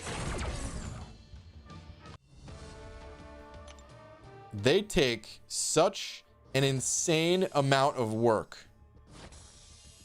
It's ridiculous how much work it actually takes to make an MMO. All games take a lot of work, but MMOs are next level. And what often happens with MMOs is because they take so much work, the developers just can't keep up. Like, players just burn through the content far faster than the devs can make it. And that's true for most games too. A lot of times, you know, you burn through a game and you're just like, well, that's it. I don't want to be done. I want to keep playing, but there's no more. I beat all the levels, something like that, right? But with MMOs, and especially a mobile-based MMO, I'm thinking that, you know, mobile games, they tend to just be grindier anyway, since that's kind of how the business models usually work, where you can spend time grinding things, or you can just buy something instead, right? Just as a convenience factor to get through it. So a mobile MMO, would that end up just being a super grindy game that the devs can't keep up making content for? Like, I don't know, man. I don't know. But I may check that game out. We'll see.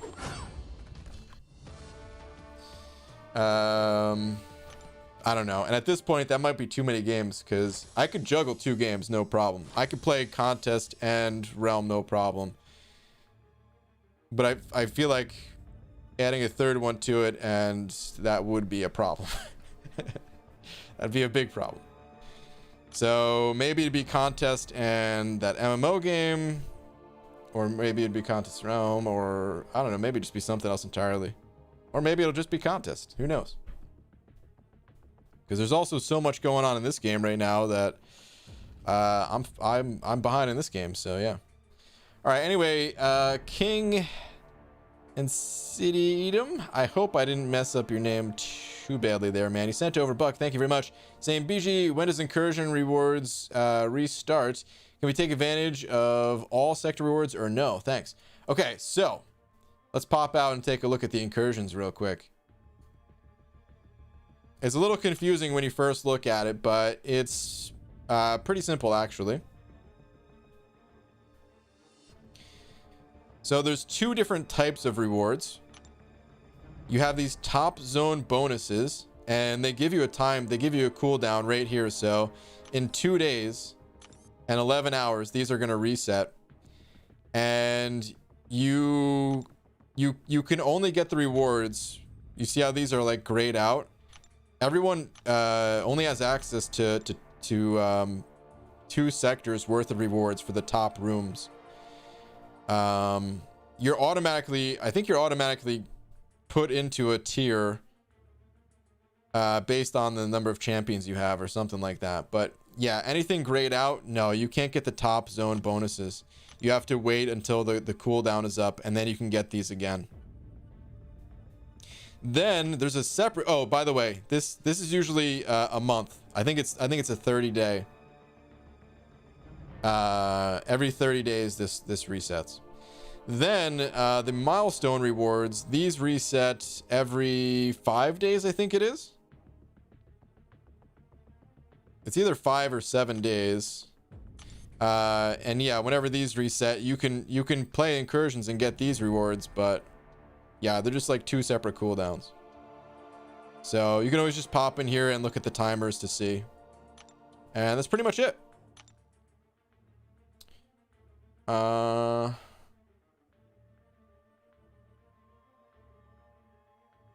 at all. Did you say it wrong? Oh, cool. Awesome.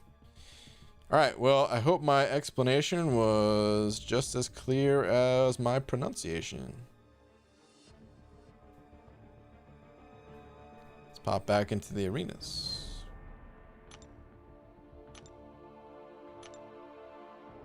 True BG has me skeptical with it being on mobile alone, knowing how some mobile apps handle microtransactions. But if done correctly, Marvel Future Revolution could be amazing. I agree with you, but it's a big if. I would say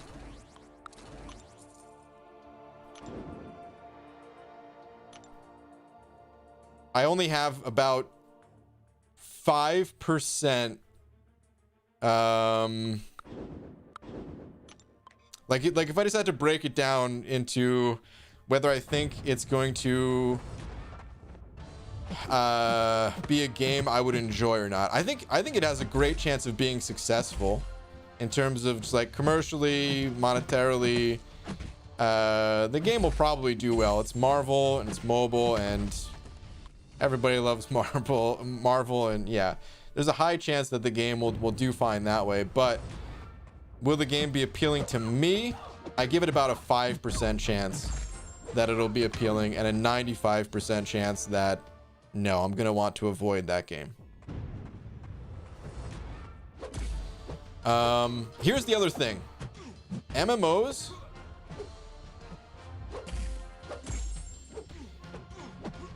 it gets tricky with what is acceptable to buy and what's not acceptable to buy. I feel like Kabam, they haven't always gotten it right. I don't consider MCOC to be like the traditional MMO, but there's a lot of similarities. And I don't think Kabam has gotten it right completely, but this is more of like a single player-y type MMO, if that makes sense. Like, it is massive and multiplayer and online and all that, but we're mostly just playing by ourselves while communicating with other people. This other game, I feel like it is going to be more of a you're playing with other people constantly, and then probably grinding alone, kind of thing. And I don't know, man. It's when you can actually see other people. I feel like it's different with what's acceptable to be sold and what's not. Like, if I were to play that game, I feel like the microtransactions would have to be more cosmetic than anything. And even cosmetic stuff is tricky because a lot of the appeal to like doing some big accomplishment in a game, especially the size of an MMO where you dedicate so much time and effort and stuff like that, and coordinating, and a lot of it does come down to, okay, like now you have something really cool to show off and you look awesome. I don't know, man. It's just, it gets real dicey with microtransactions and MMOs for me. So we'll see. is all I'm gonna say. I'll try it out, but we'll see. It's a big if on that one. Whereas I'd put Realm of Champions at a much higher percentage chance that I'll like it, but I don't even know how to call that one. Maybe I'd say 50-50. Maybe slightly higher than that, maybe 60 or 70% chance that I would like that game. But we know even less about that game, so who really knows? We need Kabam just to tell us more. You know? We need to see some gameplay. All right, anyway. Redone Undone sent it over 20 saying, thanks for checking Twitter, BG. Got a few ranked up. All right, cool, man. Who'd you go with? Can you check my profile spid pool? Sorry, I've been having you go all over the place. Much appreciated. Dude, no worries, man. You're sending over a very generous amount to support me here, so I do not mind one bit. Give me 1 sec, and we'll go check out the new updated profile. BG, if you do decide to play MROC or any other Marvel game, you planning on going free to play on those as well? Probably. Will Dingus read my comment? I'll give it a 5% chance. Wow, Hunter. Probably. So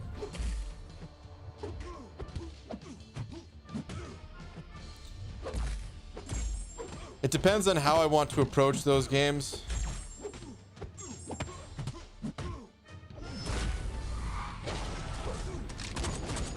I really do have more fun playing games just from the free-to-play perspective. The decisions that you have to make, you're usually working with less resources while making those decisions, which means they have more weight to them. And I enjoy that. I also enjoy, like, the other reason why I enjoy playing free-to-play is, just real quick, I've said this story many times now, but my favorite game of all time is Diablo 2, right? And I always played it when the game had a system where it resets every 6 months and you start from scratch, and it's awesome. That's the most fun time. That's when you see the most amount of people online playing the game.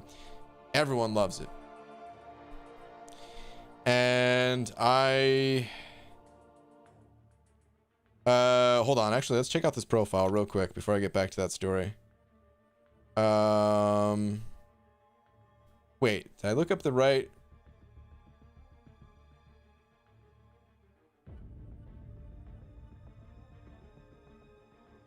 Did I look up the right account?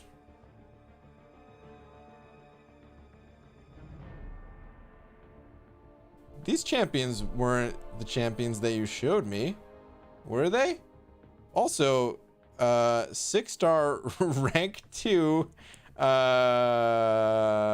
Kamala Khan. Were you just hiding these champions from me? Is this what you've done with your rank up resources?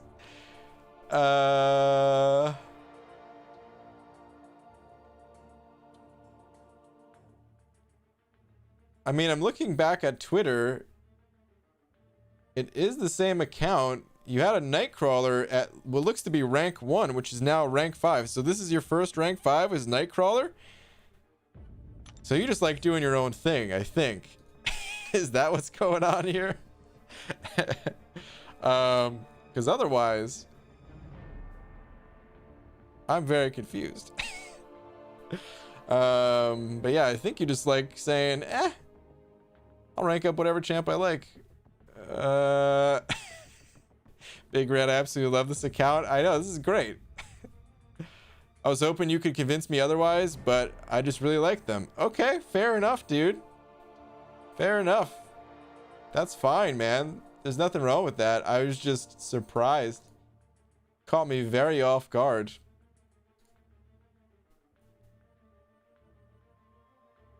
I don't even see...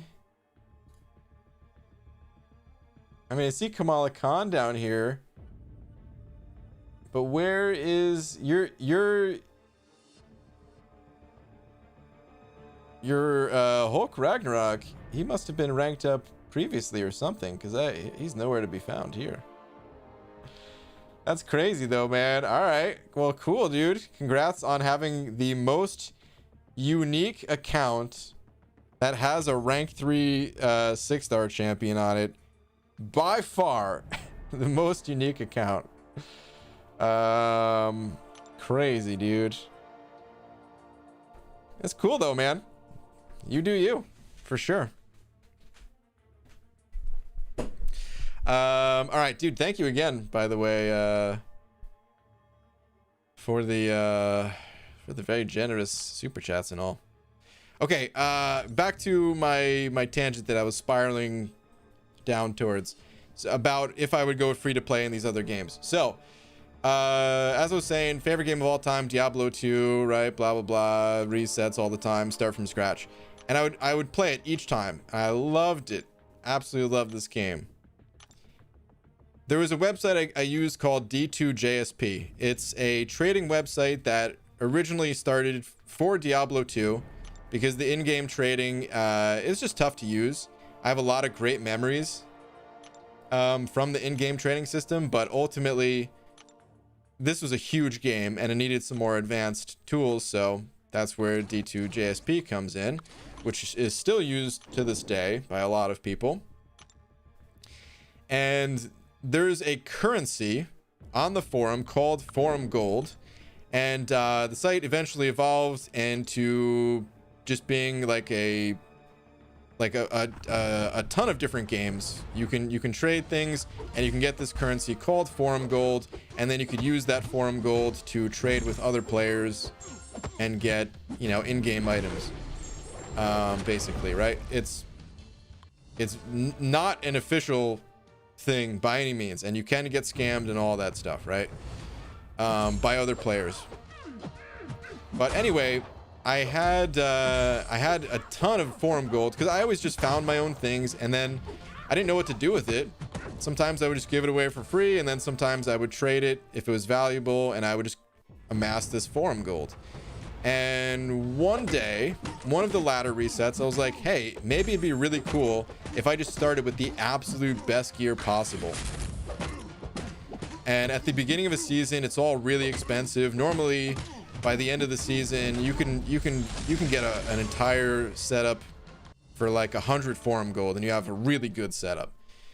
Early on, I got all of the best stuff, and it cost 20,000 Forum Gold. So I'm telling you, I had the best of the best. The rarest things that you could play months and months and months and not find better equipment than the stuff I got. And that's when I realized the problem. I had no reason to play anymore. I had all of the best stuff. I quit in a matter of days. It probably didn't even take me like a full day to realize the mistake I made. And I didn't care about getting the Forum Gold back. I was just so disappointed and felt like I had ruined the game I loved by doing that. So from that point on, I pretty much determined, okay, I need to find this stuff myself because that's what I enjoy. It's not what everybody enjoys, and I have nothing, absolutely nothing against other people spending money, buying things, whatever you have fun doing, right? And it's different in MCOC because you cannot buy the best of the best unless you are a billionaire. Even if you're a billionaire and you want to drop $1 billion on MCOC, there's a limit, and you can buy unlimited cav crystals, but you can't buy unlimited like tier 5 basics and stuff, right? But even still, that's why I like to play free to play. Now, when it comes to other games, however, I've never really approached it from a YouTube perspective. And here's the thing about YouTube. The most views that you will ever see on a video related to MCOC, and I'm going to assume this would also work the same way in other games, it's when you open up crystals. You can essentially buy views on YouTube legitimately through spending money in games, and you could build an audience around it, and we've seen it. We've seen it happen. We've seen it happen before MCOC. This is not the first time that it's happened. I remember when a new expansion would come out in Hearthstone, and there'd be record-setting number of viewers watching people just open up packs of cards. You know, I mean, we've seen unboxing videos. How long have unboxing videos been around? Years before MCOC was a thing. Like, it's just a known thing. But I didn't really start out trying to play this game to make a YouTube channel around it. I just played the game the way I like to play the game. And that's probably how I would approach these other games too. But then it's like, okay, so I'm knowingly trying to make a channel without doing the best things that I know how to grow a channel. And that's kind of the problem. Therein lies the problem, guys. And that's why I say that YouTube is a temporary thing for me. I love it, man. I'm having a blast. But I want to make games, man. I don't want to be in this predicament of, am I playing a game because I want to play a game, or am I playing a game because I'm just trying to get as many views as possible, and then I have to change the way I play the game to do that? No, man, I really just want to play the game how I want to play the game, and if I get views, cool. And if not, I mean, that's fine too.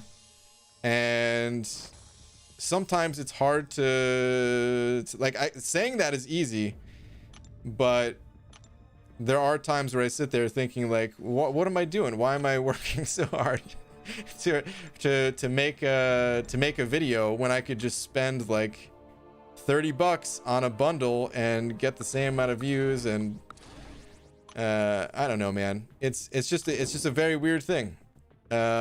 So yeah, super long-winded answer, a tangent that could have easily been a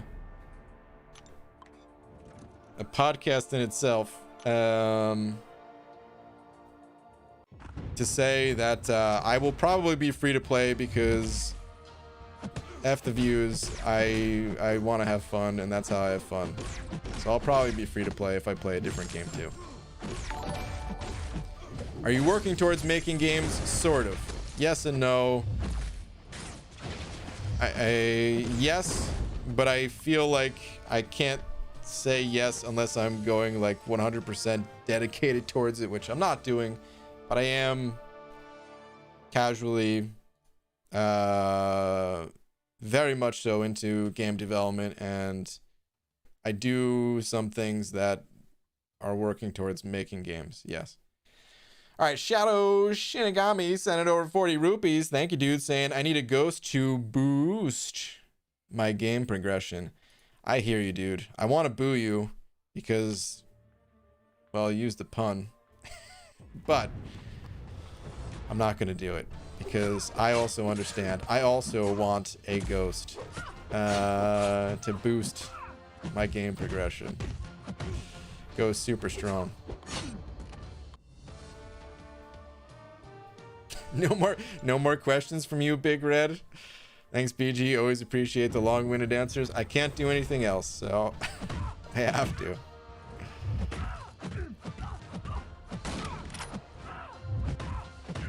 So when you become a game maker, you're still gonna stream MCOC, ain't you? Dude, as long as I'm playing MCOC, I'm gonna stream MCOC. Yeah, and I have no intention of stopping playing MCOC anytime soon. I still really enjoy playing this game, and there's still so much I want to do with it. So yeah. I say it's a temporary thing, but I don't mean like by the end of this year I'm done or anything like that. Like, no, I'm still gonna be playing this game for a while, but I just mean like YouTube in general. Like, it's perfectly acceptable for someone to start out with a goal of, hey, I want to make a YouTube channel and I want that to be my thing, and that's what I want to do with my life. I want, you know, that's perfectly acceptable and awesome. If you have that goal, sweet. But that's not my goal. This for me is like, it's just for fun. It ended up being a way to kind of make a living. It sounds so weird to say that, but I mean, it allows me to buy beans, you know what I mean? I mean, it's mostly you guys. So I really have you guys to thank. But then there's also like the ad revenue on videos and stuff too, but it is mostly you guys. But yeah. Cairo sending over $1. Thank you, dude. Saying you being free to play makes your content very relatable and exciting to watch, as you don't just buy your way out of tough content. So you got my support. Take my money. Well, thank you, dude. I definitely appreciate that.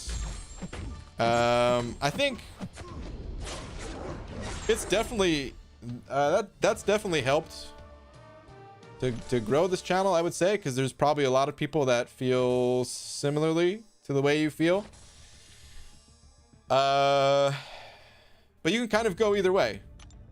You know, like there's still tons of people that enjoy just watching lots of crystals get open and just, you know, I mean, that's kind of the great thing. I hope this doesn't come off sounding too negative, because I think it's amazing. I think it's great that you can kind of just do whatever you want. YouTube is that platform, because, all right, let me put it to you this way. Let's say somehow a network like NBC picked up MCOC YouTube channels, right? They're like, hey, we want to MCOC has taken over the world, and we want to put that on our 8 o'clock time slot on NBC. What type of content are we going to put there? Crystal openings. That's the type of like there's not really choice, right? Like these networks, they go by ratings. So it's, you know, if you know, whatever gets the most views, that's what they're gonna air, right? YouTube is different though. YouTube, anyone gets to do whatever the hell they want. I mean, Netflix is and these other streaming platforms, they're a little bit like that too, where you're not fighting for a time slot, so they can put whatever they want on their platform too, right? Except they won't pay the person as much, but at least they'll still do it. They'll put a weird documentary up. They'll take a chance on, what is it called? Tiger King? I didn't watch it. I hear it's amazing, and maybe I'll watch it at some point, but you wouldn't find that documentary on, like, I mean, there's a channel for everything, I suppose, but you know, you guys know what I mean. You wouldn't find it on like the main channels. But yeah, that's what's great about YouTube, is there's kind of an audience for everything, and it doesn't have to be the most watched in order for it to be something that is watched. So it's cool in that sense, you know. This went from BG, are you going to be free to play in other games, to what if NBC picked up MCC YouTube channels? Dude, you're right. This has gotten out of hand. This tangent has really gone off the rails.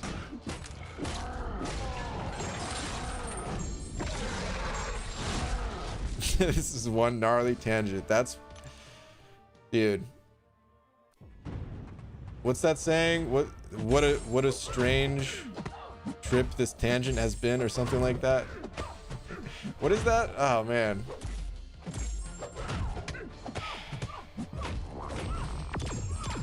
What is that line? I can't remember it, but some of you probably know what I'm talking about, at least. BG question, do you use Marvel Insider? I do. I do, and it's awesome. Yeah, I use Marvel Insider. I don't pick up the bundles too frequently. If they have exclusive 2-stars, I'm always down to pick up an exclusive 2-star. And then sometimes if there's like revives, I just got some revives from a past one that I used in the Abyss. But I usually just sit on the points, just waiting for good offers to come around.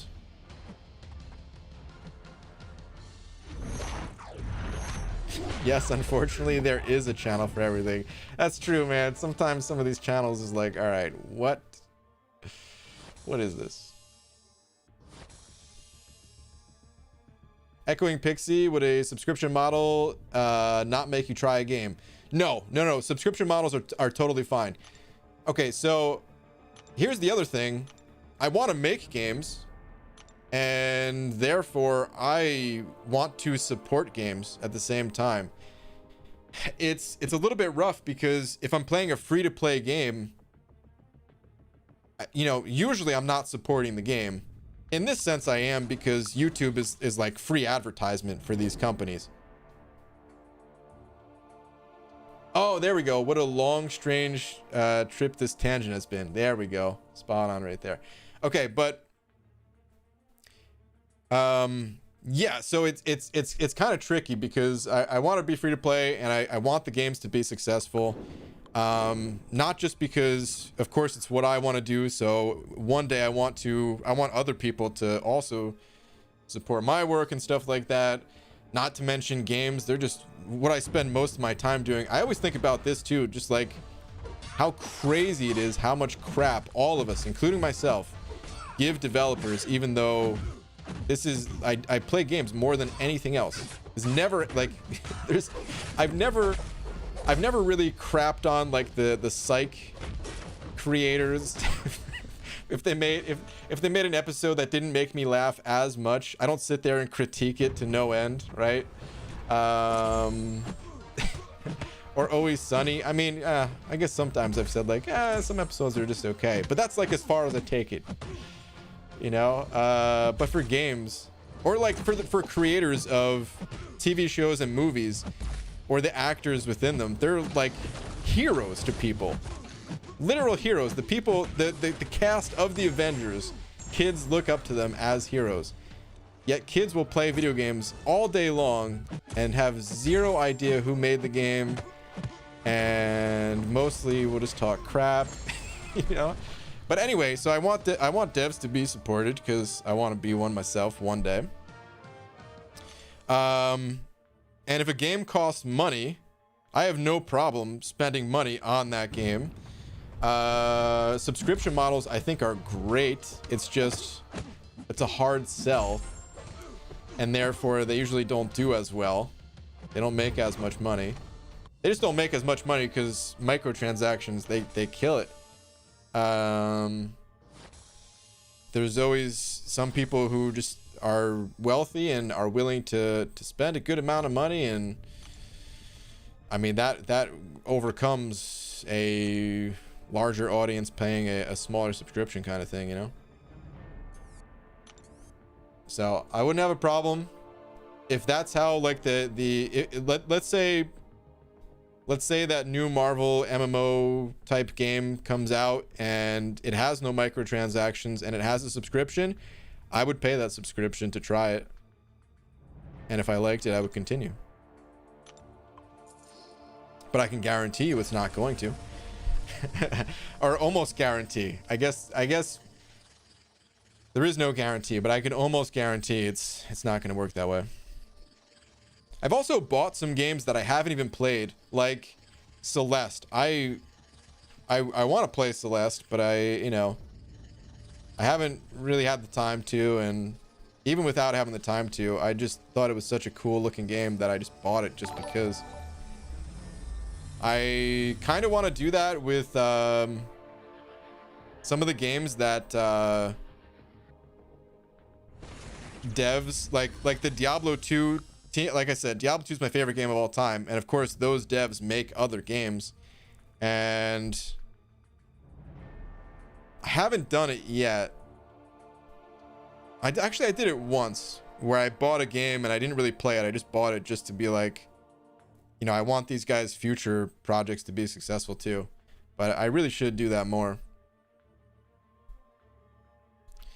Anyway, Cairo sent it over $1 saying we got that from a simple why do you like being free to play? It wasn't even that. That wasn't even the question. All the question was are you going to be free to play? I could have just said yes or no. They didn't even want to know why. All right, anyway, imagine the lengthy explanation we get from the big questions, like what is our purpose and who put the egg here? Okay, let's start from the beginning. So, the egg. No, I'm just kidding. I can't even... Let's not even do that tonight. Oh, man.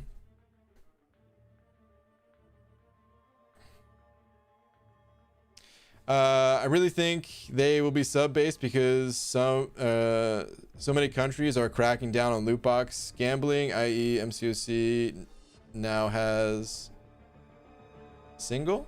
Oh, sigil. I mean, that's true. Sort of.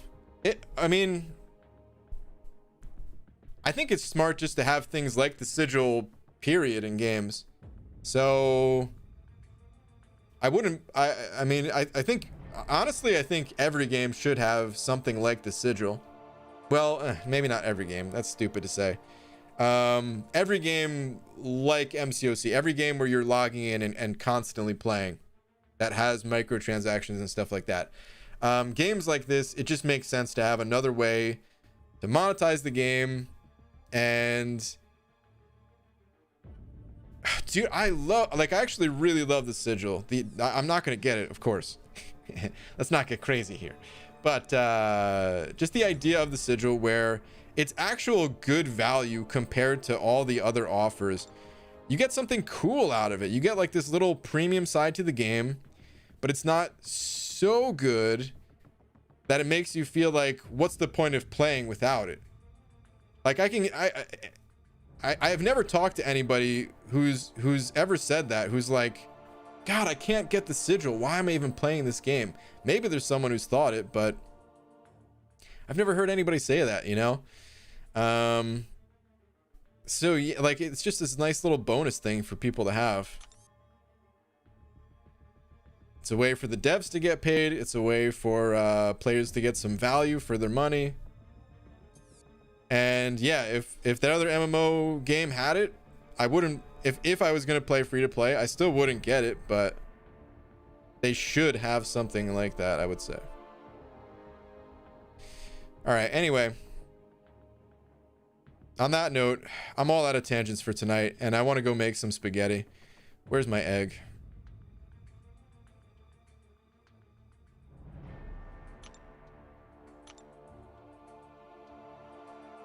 Starting to rack up a few too many crystals here, man. I've been scrolling for a little while. All right, there we go. I'm already crazy, Brian. You made me this way. Whoops. Whoopsies. This was the longest tangent from BG's life. This might have been, man. This was a pretty long one. BG, remember when you said you wanted to make a bowl of spaghetti after the stream? How about you start doing that now? On it. The best parts of MCOC is that it doesn't shove an ad down your throat every 30 seconds. Yes. Like a lot of mobile games do. Agreed, dude. Agreed. I definitely don't think Kabam's perfect on the microtransactions part of things. But they do, I feel like they do a pretty good job. They do a good enough job to put up with the parts that I don't like. Let's put it that way. Sigil is great, not too pricey, and gives good stuff, but I'm free to play, so only had it the first week of playing, and the week I got it for free. Stonks. Yeah. I hear you, man. BG still pissed. Wait. BG, it still pissed me off that they nerfed the sigil rewards. What? They nerfed the sigil rewards? What you talking about? When was this? And what was the nerf? BG, what's your policy on spaghetti? Ah, you want to know my spaghetti policy? Hey, Gloria, man. Oh man, that's a great episode. That is one of the best episodes right there, man.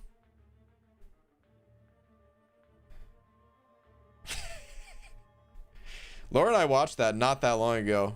It was maybe like a month ago at this point. But we watched that episode again. Kabam's not good at the micro part of microtransactions. Well, Okay, so it gets pretty tricky, and I think why you're saying that is because a lot of the offers have a bad value to them, right? But I actually think that's part of what makes it good. Is a lot of the offers you can pass up because you know other people are also not getting these offers, you know, while also leaving that stuff on the table for the guy that's just got so much money that they're just like, yeah, so what? I'll spend a couple $100 a week. Who cares? It's not gonna, you know, it's what I like to play, and sure, I'll get these extra rank up resources and stuff, and it makes the company money and allows them to keep developing things without creating too much separation. Some of the offers that have the best value to them are the most problematic. Like the 4th of July and Cyber Monday offers, they do a lot for you, but they're also very expensive, and it can make players feel bad not picking them up.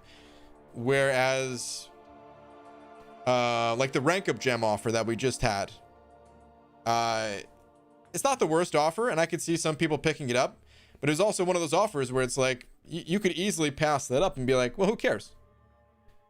I didn't pick it up. It's not going to affect me. I'm not thinking about it the day after, you know, I'm not even thinking about it the minute after, but but the 4th of July and Cyber Monday offers, you look at those things and you feel their impact days, weeks, months beyond the offer. So it's tricky, man. It's real complicated, actually, the way it works.